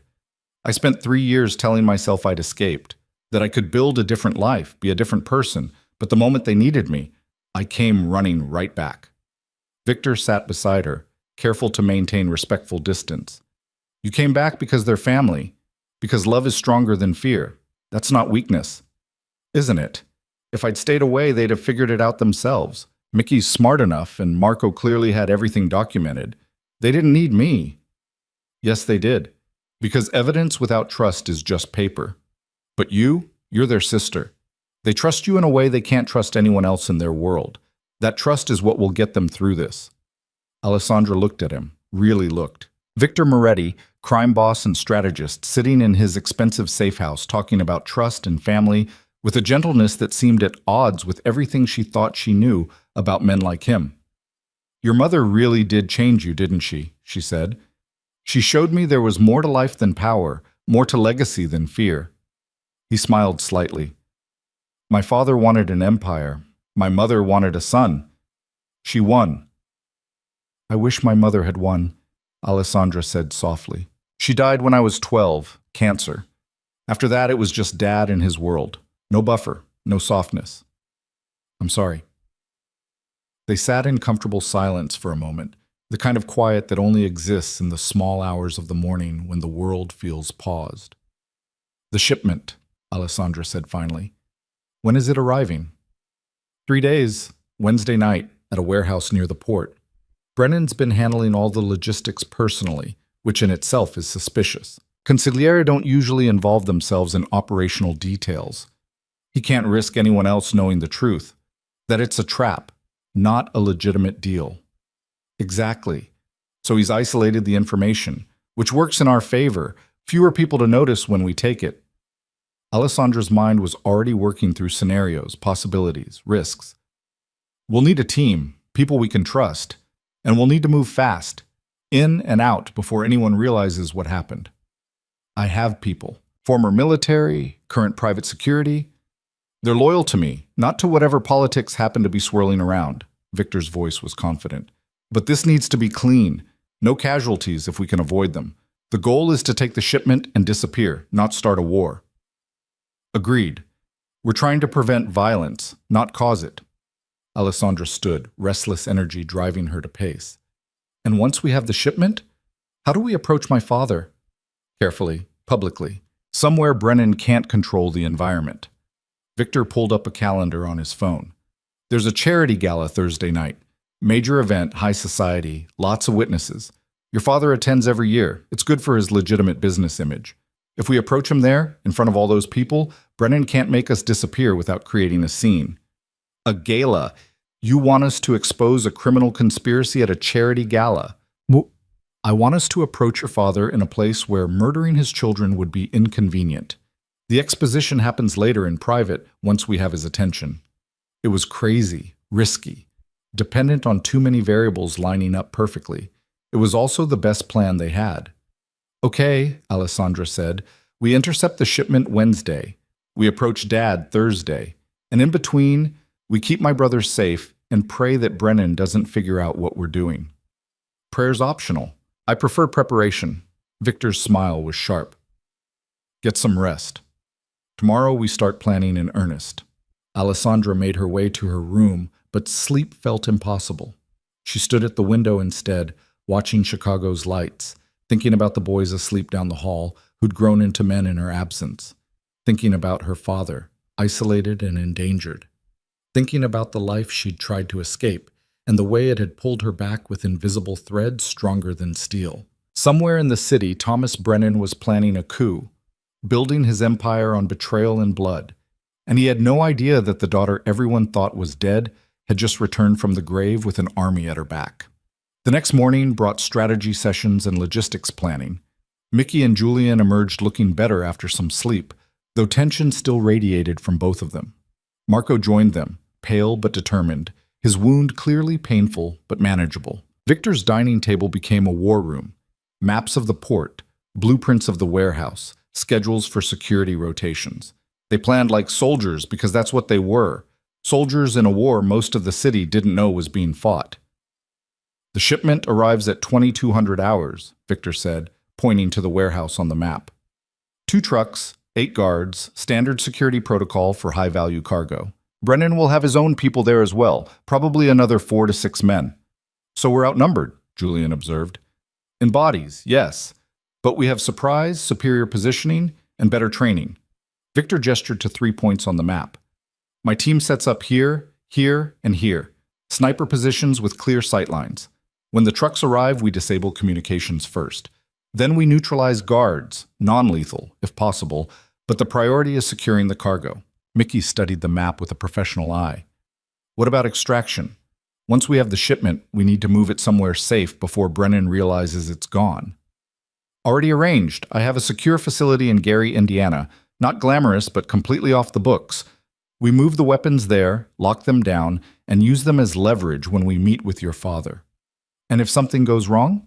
Alessandra asked. If Brennan's people are better prepared than we think? Then we abort. No cargo is worth your lives. Victor's voice was firm. I'm not sending anyone into a suicide mission. We go in smart, we move fast, and if the situation deteriorates, we extract immediately. The plan was solid. professional. It should have made Alessandra feel better, but she couldn't shake the feeling that they were missing something. Some variable they hadn't accounted for, some piece of Brennan's strategy they didn't see. That night, while everyone else slept, she found Victor still awake in his study, reviewing documents on his laptop. "Can't sleep?" he asked, looking up. "Too much to think about." Alessandra settled into the chair across from him. "Tell me honestly, what are our chances?" "Of succeeding Wednesday, 70-30 in our favor, assuming no major surprises, and of surviving Thursday's confrontation with my father?" Victor was quiet for a moment. "That depends entirely on how he reacts to seeing his supposedly dead daughter alive, and how much he's willing to believe about his most trusted advisor's betrayal." "So you don't know?" "No," he admitted. "I don't. But I believe in preparing for the worst while hoping for the best. And I believe in you." The words settled between them, unexpected and warm. Alessandra met his eyes, seeing sincerity there. Trust. Something that might have been the beginning of respect. "Thank you," she said quietly, "for all of this. For helping them. For helping me. Partners help each other. That's what we are now. Partners." "Are we?" Alessandra asked. "Or am I just a useful tool in your larger strategy to maintain stability?" Victor closed his laptop, giving her his full attention. "You want honesty? Fine. Yes, preventing a war serves my interests. But so does knowing you're safe. So does seeing your brothers protected. Somewhere between planning strategy and watching you navigate this impossible situation with grace and courage, it became personal. The air between them shifted, charged with possibility, dangerous possibility. Alessandra stood, needing distance. "We should keep this professional, at least until this is over." "Agreed. But after?" Victor's voice was soft. "After you're safe and your family's secure and the crisis is past?" "After, we'll see, if there is an after." She left before he could respond, her heart pounding in a way that had nothing to do with fear and everything to do with the man in the study and the impossible situation pulling them together. Wednesday arrived too fast and too slow at once. The day was spent in final preparations, checking weapons, reviewing the plan, ensuring everyone knew their role. As evening fell, Alessandra found herself helping Mickey check his gear, a strange echo of childhood when she'd helped him pack for school trips. "You don't have to come," she said. "You and Julian could stay here. Stay safe." "Not a chance. This is our family too. Our fight." Mickey's jaw was set, stubborn. "Besides, someone needs to watch your back." "I have Victor's team for that."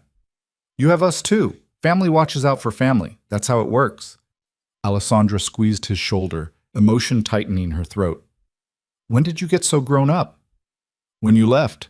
Someone had to step up." The words weren't accusation, just fact, but they still cut. At 2100 hours, they moved out. 3 vehicles, Victor's full team, and 4 members of the Vitali family about to steal from their own organization to save it. The night was cold and clear, stars invisible against Chicago's light pollution. Alessandra sat in the lead vehicle, watching the city pass by, wondering if this would be the last time she saw it. Wondering if they were brave or just desperate. Wondering if there was any real difference. The warehouse district near the port was industrial and isolated, exactly the kind of place where illegal shipments arrived. Victor's team moved into position with military efficiency.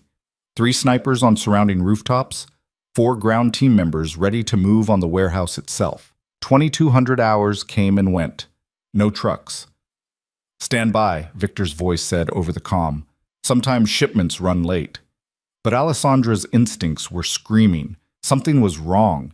Something was... Her phone buzzed. Text from an unknown number. "Looking for something? You'll have to do better than that. TB. Her blood turned to ice. "Victor," she said urgently, "it's a trap. Brennan knows. He knows everything." And that's when the first gunshots shattered the night. The muzzle flash came from the rooftop to the east, bright and deadly in the darkness. Victor's sniper position. But the shots weren't coming from Victor's team. They were aimed at them. "All units, we're compromised." Victor's voice cracked through the comm, steady despite the chaos. "Abort mission. Fall back to extraction point Beta." Alessandra was already moving, pulling Mickey and Julian down behind the vehicle as bullets pinged off metal and concrete. Her mind raced through possibilities, each more terrifying than the last. Brennan had known, had anticipated their move, had set his own trap within Victor's trap. How? Mickey gasped, pressed against the car door. How did he know? Doesn't matter right now. Alessandra's training kicked in, years of her father's lessons overriding panic. We need to move, stay low, stay behind cover, and follow Victor's team. Sophia appeared beside them, weapon drawn, her face grim. This way. We have a secondary route.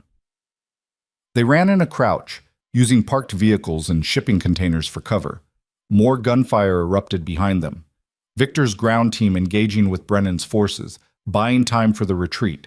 Alessandra caught a glimpse of Victor himself, directing his people with hand signals, his weapon steady as he laid down covering fire.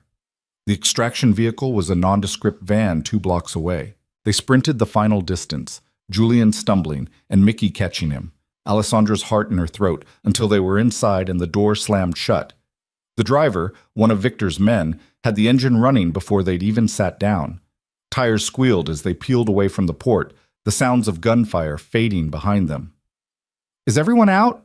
Alessandra demanded, counting heads. Mickey, Julian, Sophia, the driver, 2 other security personnel. Where's Victor? Still coordinating the retreat, Sophia said, her voice tight. He'll extract with the rear guard. You mean he's still back there? Alessandra's voice rose despite her attempt at control. You left him? He ordered us to get you and your brothers out. Those were direct orders. Sophia's expression was stone. Victor can handle himself. The comm crackled to life. All units clear. Repeat. All units have extracted. 2 wounded, no fatalities. Heading to Safe House Alpha. Relief flooded through Alessandra so powerfully it left her shaking. Victor was alive. His team was alive. They'd walked into an ambush and somehow made it out. But Brennan knew. Everything. The Safe House Alpha turned out to be a different location than where they'd been staying. A warehouse in an industrial area that had been converted into a surprisingly comfortable living space. Victor's team arrived 20 minutes after Alessandra's group, and she watched from the window as he emerged from the lead vehicle, blood on his sleeve but moving under his own power. She met him at the door before he'd fully crossed the threshold. You're hurt. Graze. Sophia can patch it. His eyes scanned her face, her brothers behind her. Everyone okay? Shaken but whole. Victor, how did he know? Inside information, had to be. Victor moved past her into the main room, already shifting into strategy mode despite the blood seeping through his sleeve. Someone told Brennan we were coming, someone who knew enough details to set up counter positions. Marco, who'd insisted on coming despite his injury, was pale but focused. We didn't tell anyone outside this room, which means the leak is in this room, Mickey finished, his voice hard. Suspicion rippled through the space like poison. Alessandra watched everyone's faces. Sophia, with her steady competence, the security team who'd fought beside them, Marco bleeding and loyal, her own brothers, who she trusted with her life. Victor raised a hand, commanding silence. Or it means Brennan has surveillance capabilities we didn't account for. Electronic monitoring, tracking devices, informants we don't know about. He fixed each person with a look. But right now, paranoia is our enemy. We need to think clearly. He texted me, Alessandra said, pulling out her phone to show the message. Right before the shooting started, he wanted us to know he was ahead of us. Victor read the text, his jaw tightening. TB Thomas Brennan. He's not even hiding anymore. That's confident. Or desperate, Marco offered. We got close enough to make him reveal himself. That means we rattled him. Maybe. But it also means he knows Alessandra is alive. Knows she's working with me. Knows her brothers are involved. Victor began pacing, thinking out loud. He'll use this. Somehow, he'll weaponize it against Antonio. Julian, who'd been quiet since the shooting, spoke up. He'll tell Dad that we betrayed the family, that we allied with the Morettis against our own people. Exactly. And Antonio won't know who to believe. His consigliere, who's been by his side for months, or children who've been keeping secrets. Victor stopped pacing, his expression grim. We've lost the element of surprise. Brennan knows we're moving against him, which means he'll accelerate his timeline. The charity gala, Alessandra said. It's tomorrow night. If Brennan's planning to move against Dad, he might do it then. Public event, Antonio away from his usual security, easy to make it look like enemy action. Or he might move tonight. Mickey's voice was tense. Why wait when he knows we're trying to stop him? The room fell silent as they absorbed the implications. They tried to outmaneuver Brennan and had instead tipped their hand. Now Antonio Vitale was in immediate danger, and they had no way to warn him that didn't play right into Brennan's narrative of betrayal. Victor's phone rang, shattering the tension. He checked the screen, frowned, then answered. Yes? A pause. His expression shifted from surprise to calculation. When? I see. And you're certain? Yes.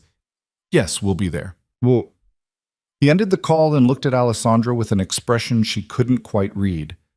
That was my contact inside the police department. There's been an incident at your father's estate. Multiple 911 calls reporting gunfire. Responding officers are being held at the gate. Whoever's inside won't let them enter the property.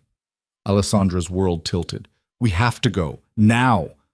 It could be another trap, Sophia warned. I don't care. Alessandra was already moving toward the door. That's my father. If Brennan's making his move, we need to be there. Victor caught her arm. Wait. Think. If we rush in without a plan, we're dead. But if we're smart about this, he pulled up a map on his tablet showing the Vitale estate in Long Island. There's a service entrance here on the east side, used for deliveries, maintenance, less guarded than the main gate. If we can get in that way, we'd still be outnumbered, Marco interrupted. Brennan will have his people positioned throughout the house. We'd be walking into a kill box. Unless we bring our own army, Mickey said slowly. Victor, how many men can you mobilize on short notice? Enough. But deploying Moretti forces to a Vitale stronghold? That's an act of war by any definition. Even if we're trying to help, it'll look like an invasion. So we make it clear we're not invading, Alessandra said, the plan forming even as she spoke. We call the police. We tell them there's a hostage situation. We make this public, official. Brennan can't execute a quiet coup if there are cops and cameras everywhere. Victor's smile was sharp with approval. And in the chaos, we slip in through the service entrance, get to Antonio before Brennan can. It's risky, Sophia said. Everything's risky, Alessandra countered. But doing nothing guarantees Brennan wins. The decision was made. Victor made calls mobilizing his forces while Sophia coordinated with the police contact, feeding them information about a possible hostage situation at the Vitale estate. Mickey and Julian checked weapons with the practiced ease of men raised in violence. Marco, despite his wounds, insisted on coming. You need someone Antonio will trust on sight, he said. I've been his underboss for 12 years. He'll listen to me. They moved out within 30 minutes, a convoy of 3 vehicles heading toward Long Island. It was past midnight, the highway mostly empty, city lights giving way to suburban darkness. Alessandra sat between her brothers, their shoulders touching, drawing strength from proximity. I'm sorry, she said quietly, for leaving, for making you think I was dead, for all of it. Don't, Mickey said. You did what you had to do. We get that now. Still, 3 years is a long time to grieve someone who wasn't actually gone. Julian squeezed her hand. You're here now. That's what matters. The Vitale estate came into view, a sprawling property behind high walls and iron gates, the kind of place that screamed old money and older secrets. Police cars were indeed gathered at the main entrance, their lights painting the night in red and blue. Victor's convoy bypassed them, heading for the service entrance on the property's east side. Okay, Victor said over the comm. Sophia and Team 1 are staying with the vehicles, ready for quick extraction. Team 2 is with me. We're going in through the service entrance. Marco, you're on point since you know the layout. Alessandra, you and your brothers stay in the middle of the formation. If shooting starts, we shoot back, Mickey finished. I was going to say take cover, but sure, that works too. They left the vehicles in a small access road hidden by trees. The service entrance was a simple gate, locked but not reinforced. One of Victor's men had it open in under a minute, and they slipped onto the estate grounds like shadows. The main house was ablaze with light, visible through the trees. As they crept closer, Alessandra could hear voices, shouting, arguing. A single gunshot cracked through the night, making everyone freeze. That came from the East Wing, Marco whispered. Antonio's study. They moved faster now, urgency overriding caution. The house loomed before them, massive and somehow menacing in the darkness. They entered through a side door that Marco unlocked with a key he still carried, emerging into a service corridor lined with cleaning supplies and staff quarters. The corridor opened into the main house, and that's where they found the first body. One of Antonio's guards, throat cut, eyes staring at nothing. Mickey made a small sound of distress. He'd known this man, had probably grown up seeing him around the estate. Julian looked away, his face pale. "Stay focused," Victor murmured. "Mourn later. Survive now." They moved through the house like ghosts, stepping over two more bodies, both Antonio's people. The violence had been swift and brutal, designed to eliminate loyalists before they could mount a defense. Brennan's coup wasn't subtle anymore. It was a massacre. The study doors were ahead, massive oak that had been imported from Italy 3 generations ago. Voices filtered through, Antonio's raised in anger, and another voice smooth and calm. Brennan. Victor positioned his team, 2 flanking the door, 2 covering their rear, weapons ready. He looked at Alessandra, a question in his eyes. She nodded.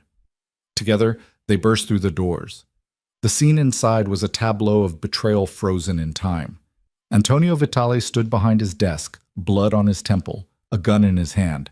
Brennan was across the room with 5 armed men, his own weapon pointed at Antonio's chest. And caught between them, held at gunpoint by one of Brennan's people, was a woman Alessandra hadn't seen in 3 years, her Aunt Maria, Uncle Dominic's wife, looking terrified and furious in equal measure. "Nobody move," Victor commanded, his weapon trained on Brennan. 8 guns swung toward the door. For a heartbeat, the room teetered on the edge of violence. Then Antonio's eyes found Alessandra, and the gun in his hand wavered. "Alessandra!" His voice was rough, disbelieving. You're dead. I buried you. You buried a lie, Dad. I'm very much alive." Alessandra stepped forward despite the weapons, despite the danger. "And you need to listen to me. Brennan's been betraying you, planning to kill you. Everything. The paranoia, the fired guards, the isolation, it's all been him. He's staging a coup." "She's lying, Antonio." Brennan's voice was perfectly calm. "She's been working with the Morettis against you, against the family. Her and your sons, they've betrayed you. Why else would they be here with Victor Moretti and his men?"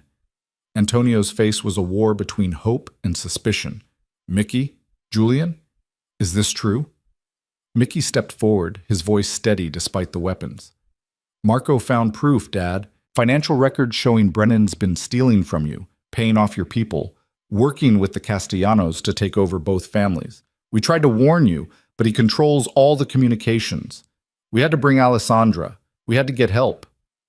"Help from the Morettis?" Antonio's laugh was bitter. "From our rivals? From the only person with resources to keep us alive long enough to reach you," Alessandra said. "Victor's been helping us, yes, but not because he wants to destroy you, because he wants to prevent the war Brennan's trying to start." "Convenient story."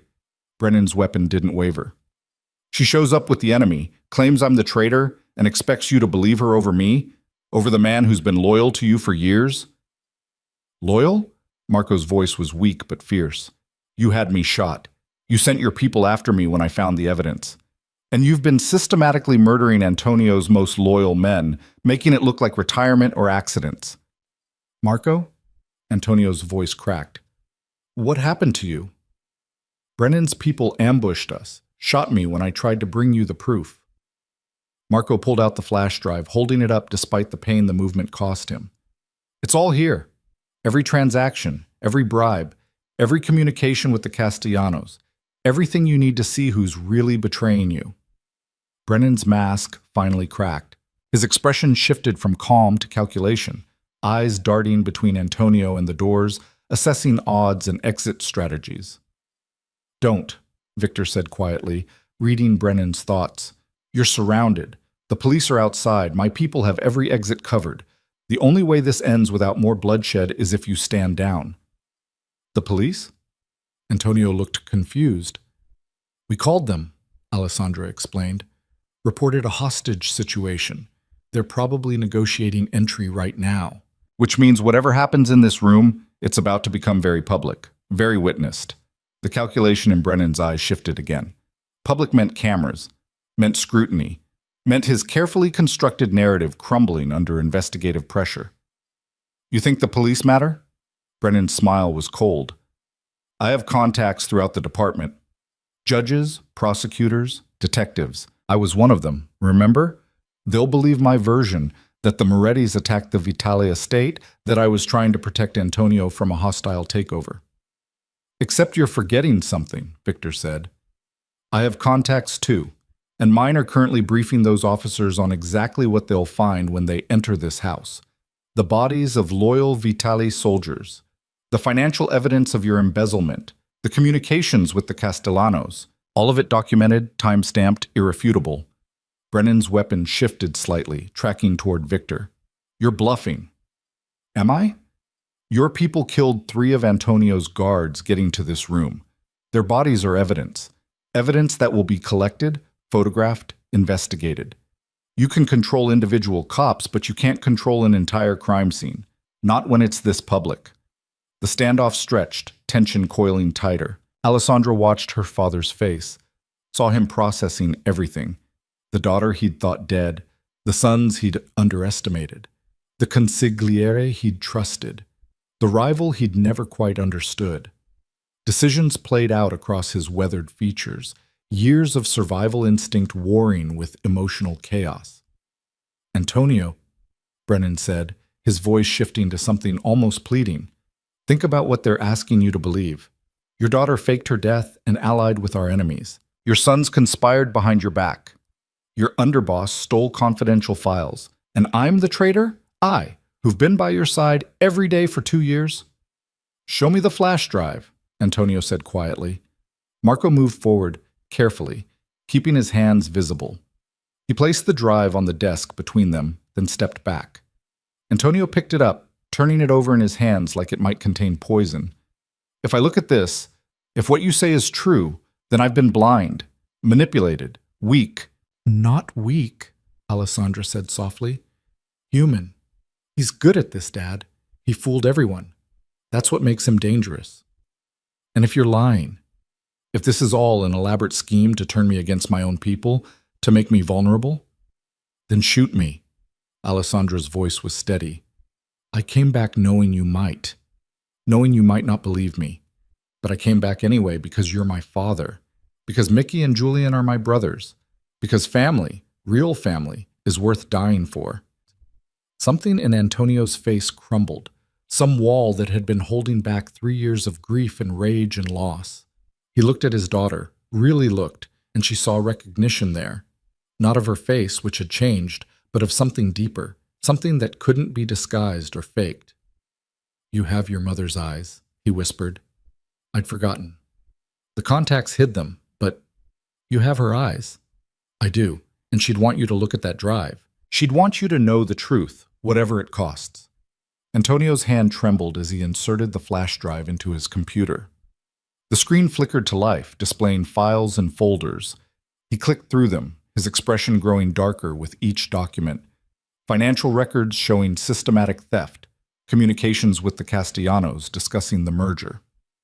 Lists of loyal soldiers marked for elimination, some already crossed off. The room was silent except for the clicking of the mouse, the soft sounds of Antonio's breathing getting heavier, angrier. You! Antonio's voice was barely controlled rage.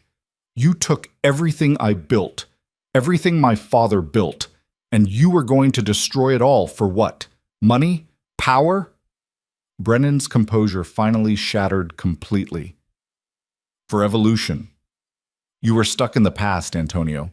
All your outdated codes, your pathetic honor, your refusal to adapt. The Castellanos and I could have built an empire. A real empire, not this crumbling relic you're clinging to. By killing me? By murdering my people? By doing what was necessary. Brennan's weapon swung back to Antonio. And it's not too late.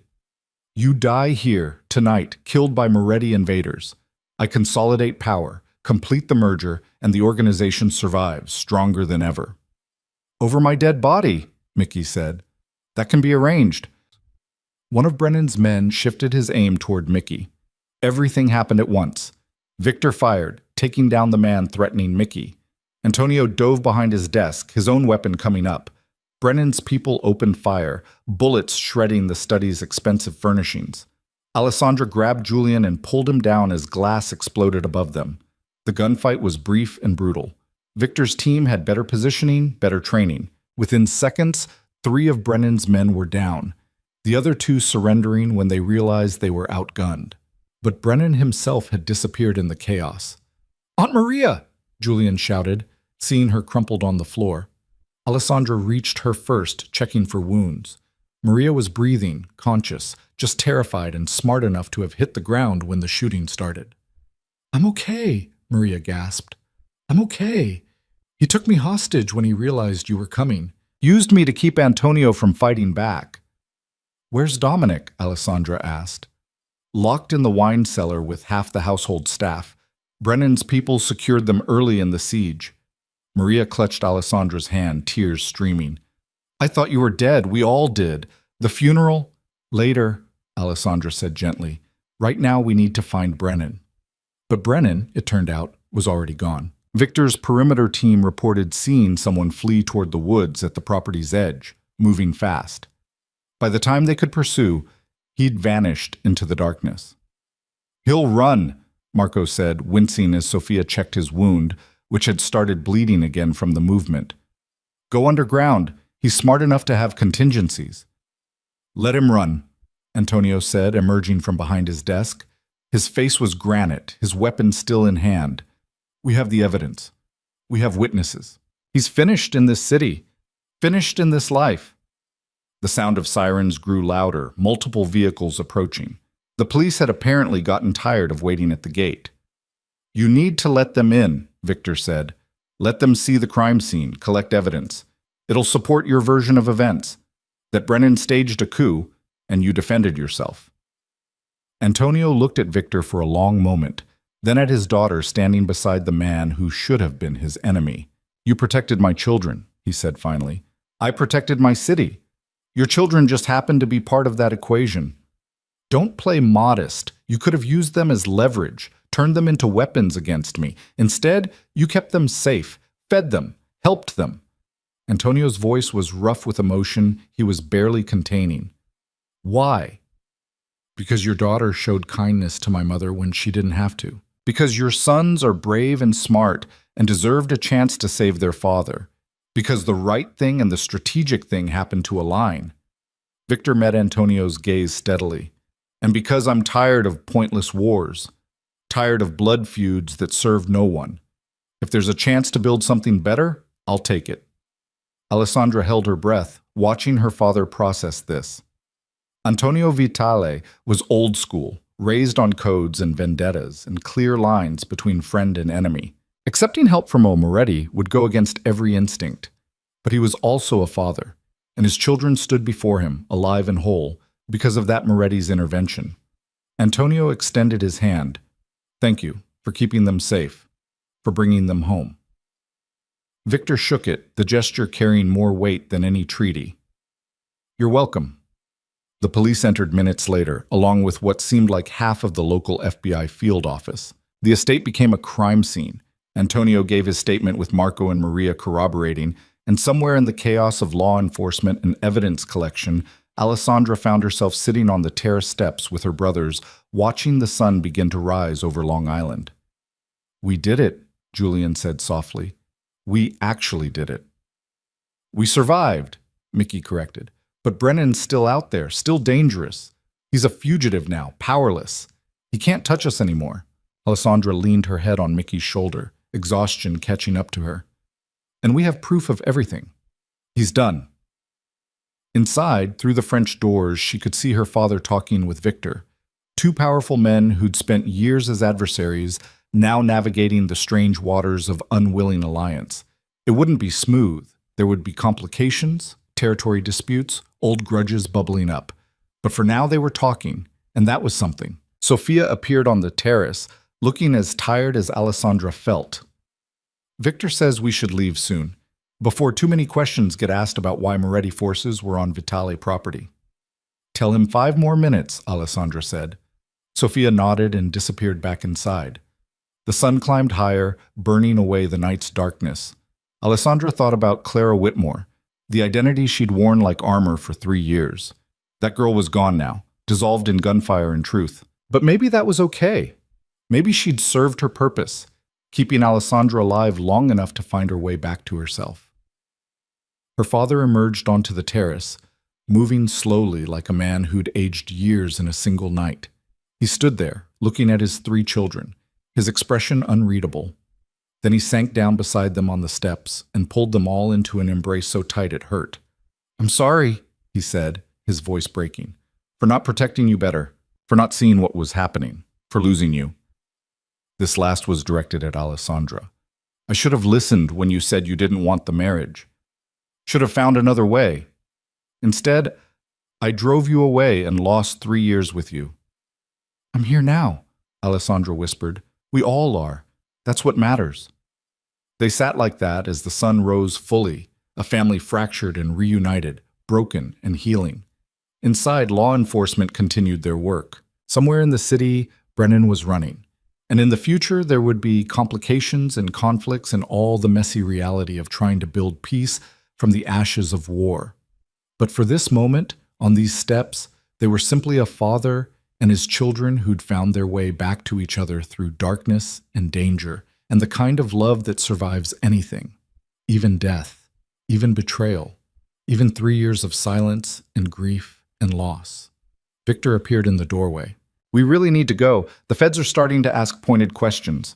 Alessandra stood, helping her father up. "Will I see you again?" she asked Victor. "Count on it. We have a lot to figure out. Territory agreements, alliance terms, how to handle the Castellano situation." His smile was slight but genuine. "Plus, I think my mother would like to have coffee with the woman who brightened her evenings so much." "I'd like that too." Their eyes held for a moment longer than necessary, acknowledgement of everything unsaid passing between them. Then Victor nodded to Antonio, gathered his team, and disappeared into the morning light. Alessandra watched him go, feeling the weight of exhaustion and relief and something that might have been hope settling into her bones. "So," Mickey said, appearing at her elbow, "you and Victor Moretti? Don't start." "I'm just saying, the way he looks at you." "Mickey, and the way you look at him." Alessandra elbowed him, and he laughed, the sound bright and young and so precious after all the violence. Julian joined in, and even their father managed a slight smile. And for a moment they were just a family teasing and laughing on a beautiful morning. Inside, the investigators continued their work, building the case that would ensure Brennan could never touch them again. The evidence was solid, the witnesses credible, the crime scene damning. But Thomas Brennan was still out there, somewhere in the city's shadows, plotting his revenge or his escape. That threat would have to be dealt with, soon. For now, though, they had this moment of peace, this reunion, this chance to rebuild what had been broken. And sometimes, Alessandra thought, that had to be enough. The peace lasted exactly 48 hours. Alessandra was in her childhood bedroom, unchanged since she'd left, like a museum to the girl she'd been, when Mickey burst through the door without knocking. "He took Julian!" The words didn't make sense at first. Alessandra looked up from the book she'd been pretending to read, her mind struggling to process. "What?" "Brennan.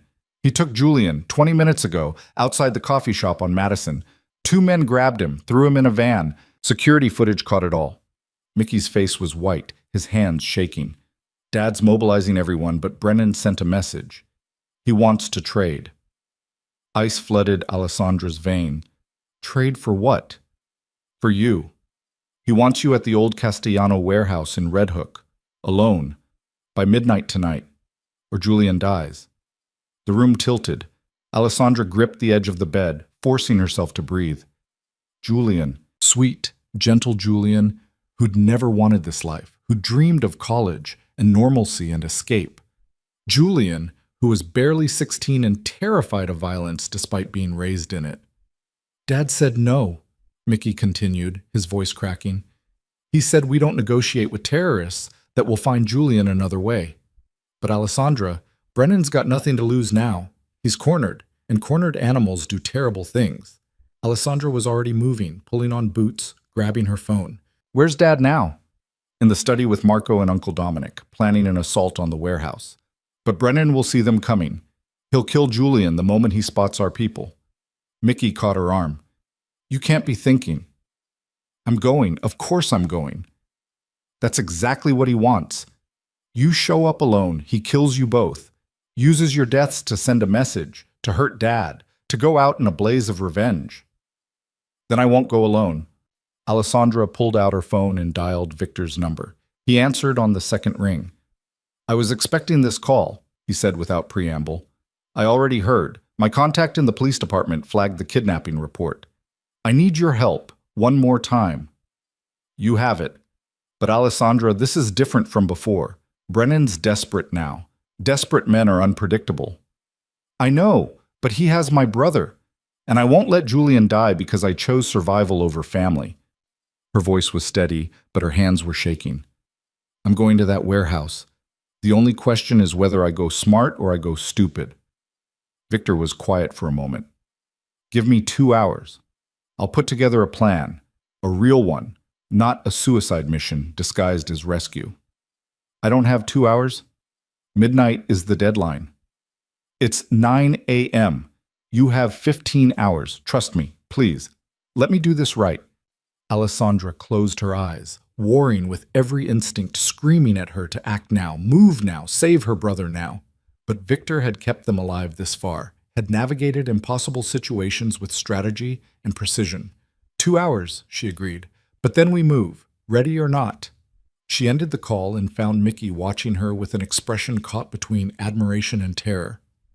You're really doing this? He's our brother. What choice do I have? The smart choice. The safe choice. Letting Dad handle it. Dad's going to send 20 men with guns to storm a building where our brother is being held hostage by a desperate, brilliant man who has nothing left to lose. You think that ends well? Mickey's silence was answer enough. Downstairs, the estate was controlled chaos. Antonio's people were everywhere, gathering weapons, reviewing blueprints of the Red Hook warehouse, coordinating with informants throughout the city, trying to track Brennan's movements.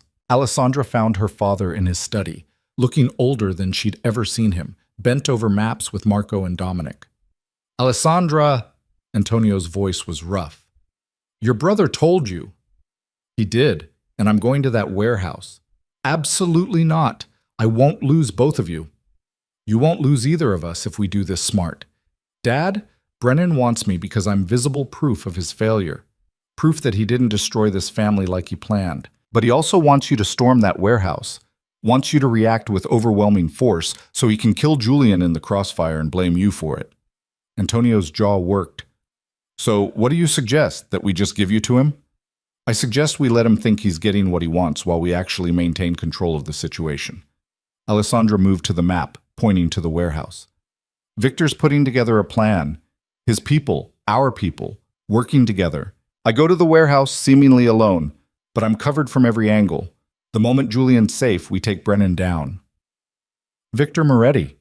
Dominic's voice was skeptical. You're trusting him with your life? With Julian's life? I'm trusting him with all our lives. And he's earned that trust. Alessandra met her uncle's eyes. He could have used us against Dad. Could have let Brennan's coup succeed and picked up the pieces. Instead, he helped us, protected us, gave us the resources to fight back. At some point, we have to decide if he's an ally or an enemy. I've already decided. Marco, pale but present despite his injuries, nodded slowly. The kid's right. We need Moretti's people for this. They're trained for tactical situations, they're not emotionally compromised, and they have resources we don't. Surveillance equipment, communication systems that can't be easily jammed, extraction capabilities. Antonio looked at each of them, then at the map, then at his daughter, who'd come back from the dead and was now volunteering to walk into death again. If we do this, he said finally, we do it my way. My people are part of the plan. I want eyes on that warehouse, I want backup in position, and I want the ability to pull you out the second things go wrong. Agreed. Victor's coming here in 2 hours. We plan together, all of us. Alessandra's voice softened.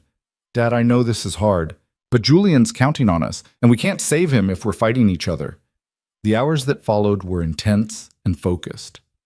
Victor arrived with Sophia and 3 tactical specialists, and what started as tense negotiation gradually became genuine collaboration. Maps were spread across the dining table, satellite imagery pulled up on laptops, every angle of the warehouse analyzed and debated. 3 entry points, Sophia explained, using a laser pointer. Main loading dock here, side door here, roof access here. Brennan will be watching all of them, so we need to assume he has people positioned to see anyone approaching. Which is why Alessandra goes in the front, Victor added. Visible, alone, exactly as requested. But she's wearing a wire, a tracking device, and a vest under her clothing. We hear everything. We know where she is, and she has some protection. Not enough protection if Brennan puts a bullet in her head, Antonio said grimly, which is why we have snipers here, here, and here. Victor pointed to 3 surrounding buildings. The moment we have visual confirmation that Julian's alive and in the warehouse, the moment Brennan shows himself, we have him in our sights. If he makes any move to hurt either of them, we take the shot. Marco leaned forward, studying the positions. What about Brennan's people? He won't be alone. Thermal imaging suggests 4 to 6 heat signatures in the warehouse. Could be Brennan, and his remaining loyalists could include Julian. We won't know for sure until Alessandra's inside. Sophia pulled up thermal footage. But our teams will be positioned to neutralize any resistance. Fast, efficient, minimal risk to the hostage. Minimal is still a risk, Dominic pointed out. Everything's a risk, Alessandra said. But this is the best option we have. I go in, I keep Brennan talking. I stall until you can confirm Julian's location and condition. Then we move. They refined the plan for another hour, working through contingencies and backup strategies. Mickey insisted on being part of the assault team, despite Antonio's protests. Maria coordinated communications equipment. Even the household staff contributed, providing intelligence on the warehouse from when the Vitales had owned it years ago. Hidden exits, structural weaknesses, sight lines. By early evening, they were as ready as they could be. Alessandra stood in her bedroom, staring at her reflection as Sophia helped her into the lightweight body armor that would hide under her clothing. You don't have to do this, Sophia said quietly. Victor would understand. Your father would understand. But I wouldn't. Julian wouldn't. Alessandra met Sophia's eyes in the mirror. How do you do it? Walk into danger knowing you might not walk out? I focus on what I can control. My training, my preparation, my team. The rest is chaos, and chaos doesn't respect fear. Sophia adjusted the vest, checking the fit. But I also accept that some things are worth dying for. And for me, that's protecting people who can't protect themselves. Sounds like for you, it's family. A family, Alessandra agreed. Even when they're difficult, even when loving them costs everything. Sophia smiled slightly. Victor feels the same way about his mother. Why he noticed you in the first place. Takes one to know one. Is that your way of saying I should give him a chance when this is over? I'm saying life's short and getting shorter every time you walk into a warehouse full of armed men. If you survive tonight, maybe stop overthinking and see where it goes. Sophia finished with the vest and stepped back. There. You're as protected as we can make you. Alessandra turned, studying her reflection. She looked like herself again. Amber eyes visible, dark hair pulled back simply, no more hiding. The girl who'd served invisible tables at Luminaire was gone. This was Alessandra Vitale, daughter of Antonio, sister to Mickey and Julian, survivor of betrayal and exile and everything Brennan had thrown at them. This was who she'd always been underneath the disguises, and maybe it was time to stop apologizing for it. Downstairs, the team was gathering. Victor's people in tactical gear, Antonio's most trusted soldiers checking weapons, everyone moving with the focused intensity of professionals preparing for battle. Alessandra descended the stairs to find her father waiting at the bottom. I want to say don't go, he said. Want to lock you in your room and handle this myself. But that's not who you are anymore. Maybe it never was. I'm still your daughter. That hasn't changed. No, but you're also your own woman. Brave and smart and willing to risk everything for the people you love. Antonio's voice cracked slightly. Your mother would be proud. I'm proud, even if I'm terrified. I'm terrified too, but Julian needs me, and I won't let him down. Antonio pulled her into an embrace, holding tight like he could protect her through sheer force of will. You come back. Both of you. That's an order. Yes, sir. Victor approached as Antonio released her, his expression professionally neutral, but his eyes warm with concern. Ready? As I'll ever be. They moved out in a convoy, 3 vehicles heading toward Red Hook, toward the warehouse where Brennan waited with her brother and his rage and his desperate need for revenge. Alessandra rode with Victor and Sophia, the silence in the car heavy with anticipation. When you get inside, Victor said, your priority is gathering information. Where's Julian? What's his condition? How many people does Brennan have? Don't engage, don't provoke. Just buy us time to position our people. And if Brennan wants immediate action, wants to hurt Julian to prove he's serious, then you use what you know about him. He's former prosecutor, which means he's a talker. He builds cases, makes arguments. Get him talking about his grievances, his plans, his brilliance. Feed his ego. Men like him love to explain how smart they are. The warehouse district appeared in the windows. Industrial decay and abandoned buildings, perfect for the kind of confrontation that needed to happen away from witnesses. Victor's convoy parked 6 blocks away, close enough to respond but far enough to avoid detection. Comms check, Sophia said, speaking into her radio. Reports came back from teams positioned around the warehouse. Snipers in place. Ground units ready. Technical support monitoring all frequencies. Alessandra touched the small earpiece hidden in her ear, the microphone disguised as a pendant around her neck. Testing. We hear you, Victor confirmed. Remember, you're not alone in there. We're with you every second. She nodded, not trusting her voice. Victor gripped her hand briefly, a gesture of solidarity and something more. Then she was out of the vehicle, walking alone through the empty streets toward the warehouse where her brother waited. The building loomed ahead, 4 stories of brick and broken windows. The main loading dock door was open, light spilling out into the darkness. Alessandra approached slowly, hands visible, following Brennan's instructions exactly. I'm here, she called out. Alone, as requested. Let me see my brother. Silence. Then Brennan's voice echoing from inside. Come in, Alessandra. Slowly. Hands where I can see them. She entered the warehouse, eyes adjusting to the harsh work lights that had been set up inside. The space was vast and mostly empty, concrete floor and metal support beams creating shadows and hiding places. And in the center, tied to a chair with blood on his face and terror in his eyes, was Julian. Jules, Alessandra breathed. Alessandra, don't! Julian's words cut off as someone behind him, one of Brennan's men, cuffed him hard across the back of the head. That's enough. Brennan emerged from the shadows, looking worse than Alessandra had ever seen him.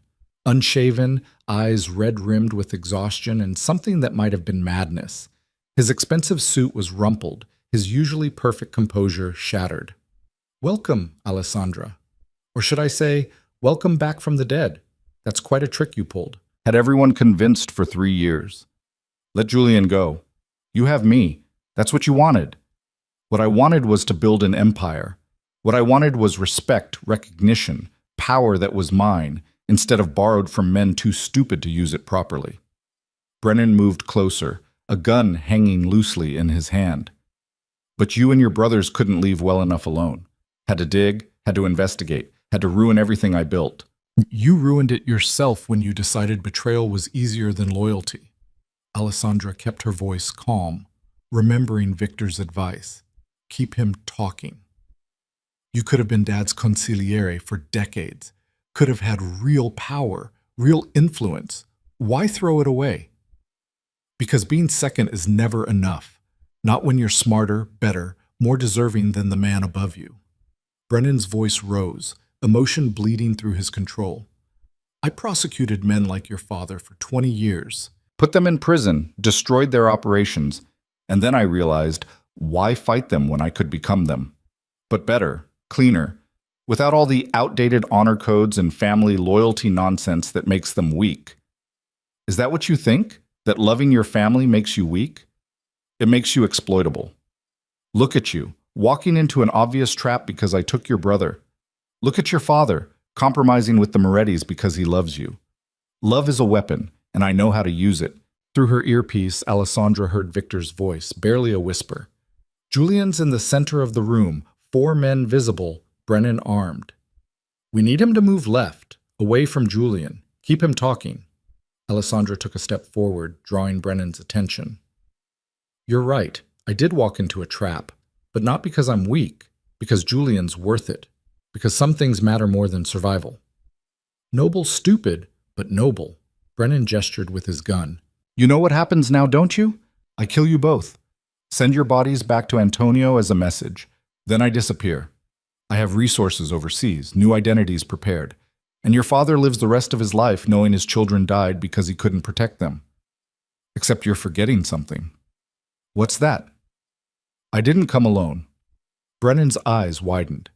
You? The windows exploded inward as Victor's team breached the warehouse from 3 sides simultaneously.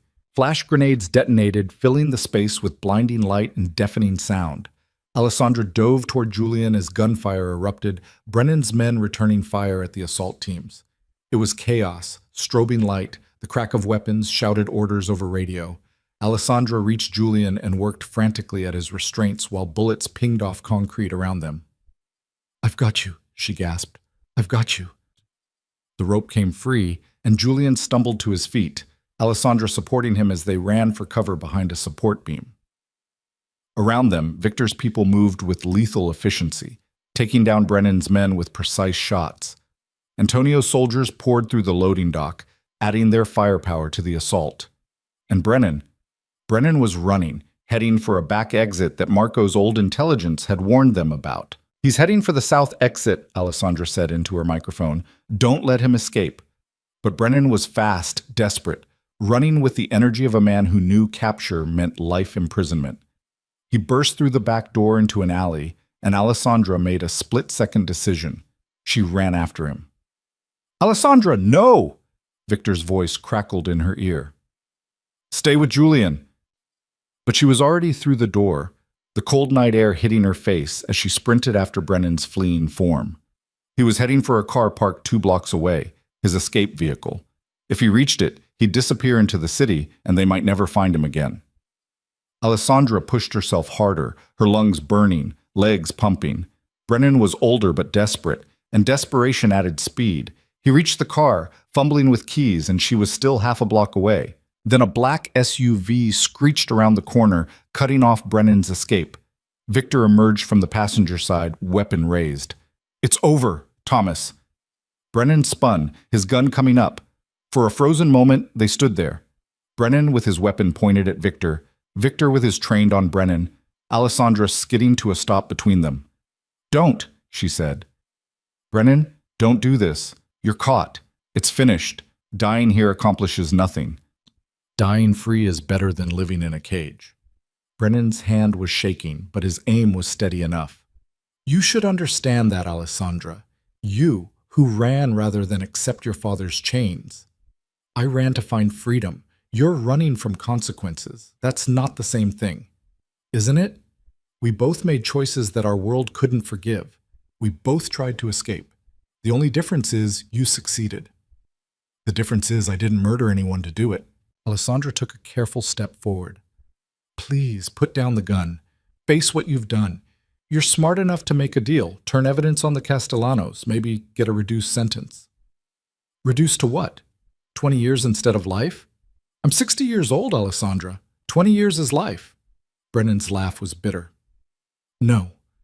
I'd rather die on my terms than rot in prison, remembering what I almost built. Thomas, Victor started. Brennan's gun shifted toward Alessandra. Victor fired. The shot was precise, professional. Brennan dropped, his weapon clattering to the pavement. He lay there bleeding, eyes wide with shock and pain, and something that might have been relief. Alessandra knelt beside him as Victor called for medical assistance. Blood pooled on the concrete, too much blood. The shot had been meant to disable, but Brennan was older, frailer than he seemed. His breathing was labored, his face pale. You were right, he whispered. Love does make you weak. I saw it in you and your father and everyone I manipulated, but I was wrong about one thing. What's that? Being weak isn't always the same as losing.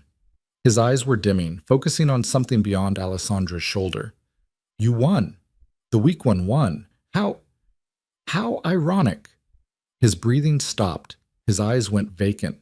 Thomas Brennan, brilliant and broken and desperate for power he could never quite grasp, was gone. Alessandra stood slowly, her hands shaking. Victor approached, holstering his weapon. I'm sorry. I aimed for his shoulder, but he moved and I know, I saw. Alessandra's voice was hollow. You saved my life. He was going to shoot me. Still, taking a life is never easy. Even when it's necessary, especially then. Sirens approached, ambulance, police, the machinery of law and investigation grinding into motion. Antonio's car screeched to a halt at the end of the alley, and her father emerged, followed by Mickey supporting a limping Julian. Alessandra! Antonio reached her in seconds, pulling her into an embrace. When you ran after him, I thought, I know, I'm sorry, I just couldn't let him escape. Julian wrapped his arms around both of them, shaking with relief and reaction. You came for me. You both came. Always, Alessandra said fiercely. You're my brother. I'll always come for you. Mickey joined the embrace, and they stood there in the alley as emergency vehicles arrived, as police secured the scene, as Brennan's body was photographed and documented and eventually taken away.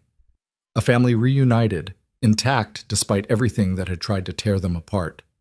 Later, after statements were given and evidence logged and lawyers consulted, they returned to the estate as dawn painted the sky in shades of rose and gold. Alessandra found herself in the kitchen, making coffee with hands that had finally stopped shaking. Victor appeared in the doorway, looking exhausted but alive. Your father's people are securing the house. My team's packing up. We'll be out of your way soon. You're not in the way. Alessandra. He moved closer, his voice soft. We need to talk about what happens next. Between our families. Between us. I know, but maybe not right now.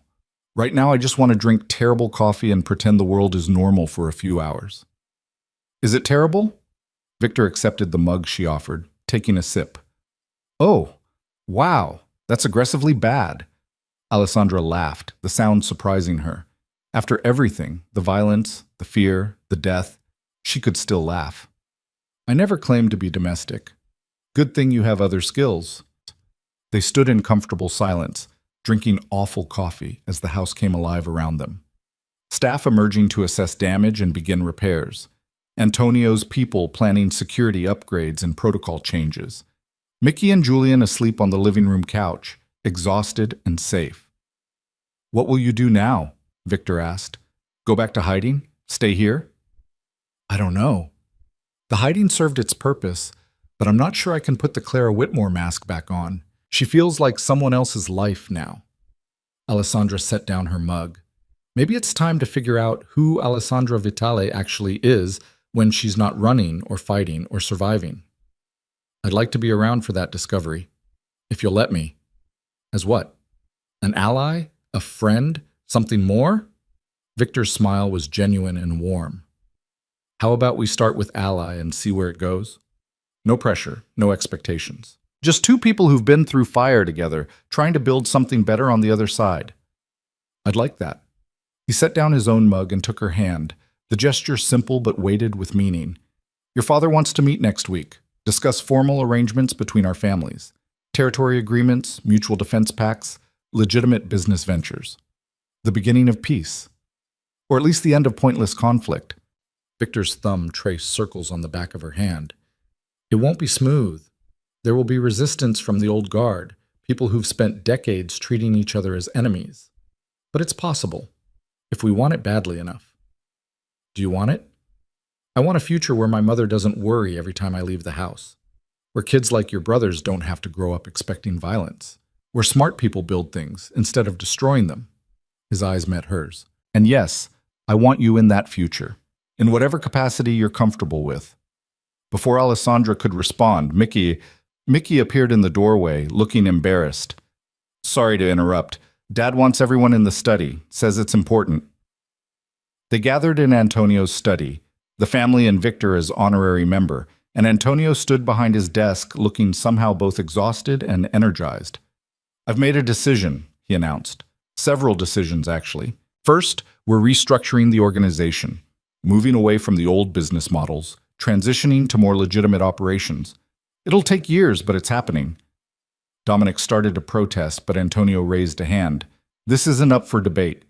Brennan's betrayal showed me that the old ways are crumbling. We adapt or we die. So we adapt."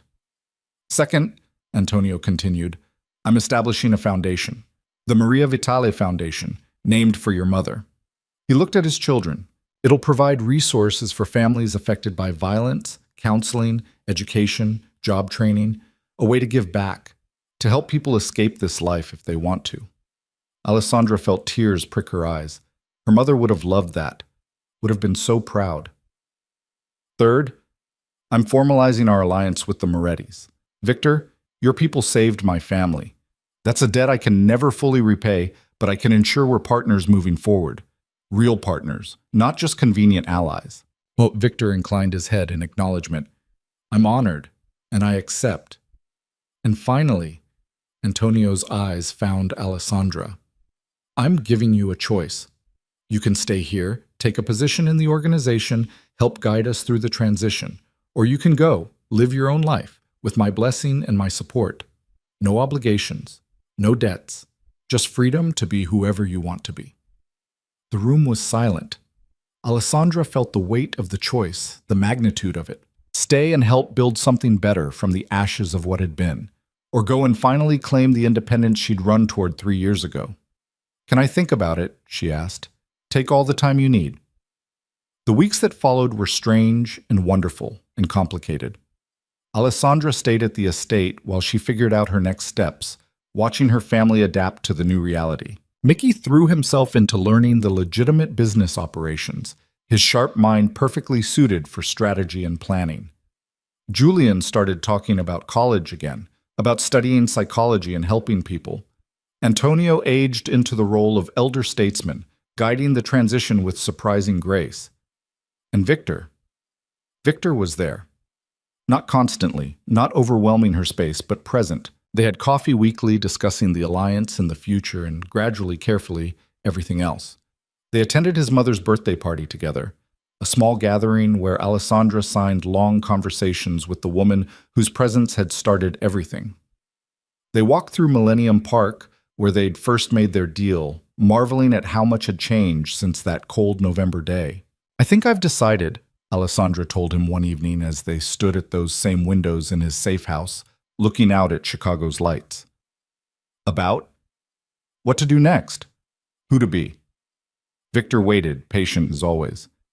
"I'm staying, but not in the organization. I'm going to run the foundation, use my experience, my connections, my understanding of this life to actually help people escape it if they want to, or navigate it better if they can't." "That's perfect. That's so perfectly you." "Is it? I'm not sure I know what me is yet." "Then we'll figure it out together. No pressure, no timeline, just together." Alessandra turned to face him, seeing in his eyes the future they could build. Not perfect, not without challenges, but real, honest, built on choice instead of obligation. "Together," she agreed. "I think I like the sound of that." He kissed her then, soft and careful and full of promise. And outside the windows, Chicago glittered in the darkness like 1,000 possibilities waiting to be born. 6 months later, Alessandra stood at a podium in front of 200 people. Donors, community leaders, families who'd been touched by violence and were looking for a way forward. The Maria Vitale Foundation's first major fundraising gala, held in a hotel ballroom that sparkled with crystal and hope. "My mother believed in second chances," she said into the microphone, her voice steady. She believed that people were more than their worst moments, more than the circumstances they were born into. She believed in the power of kindness to change lives.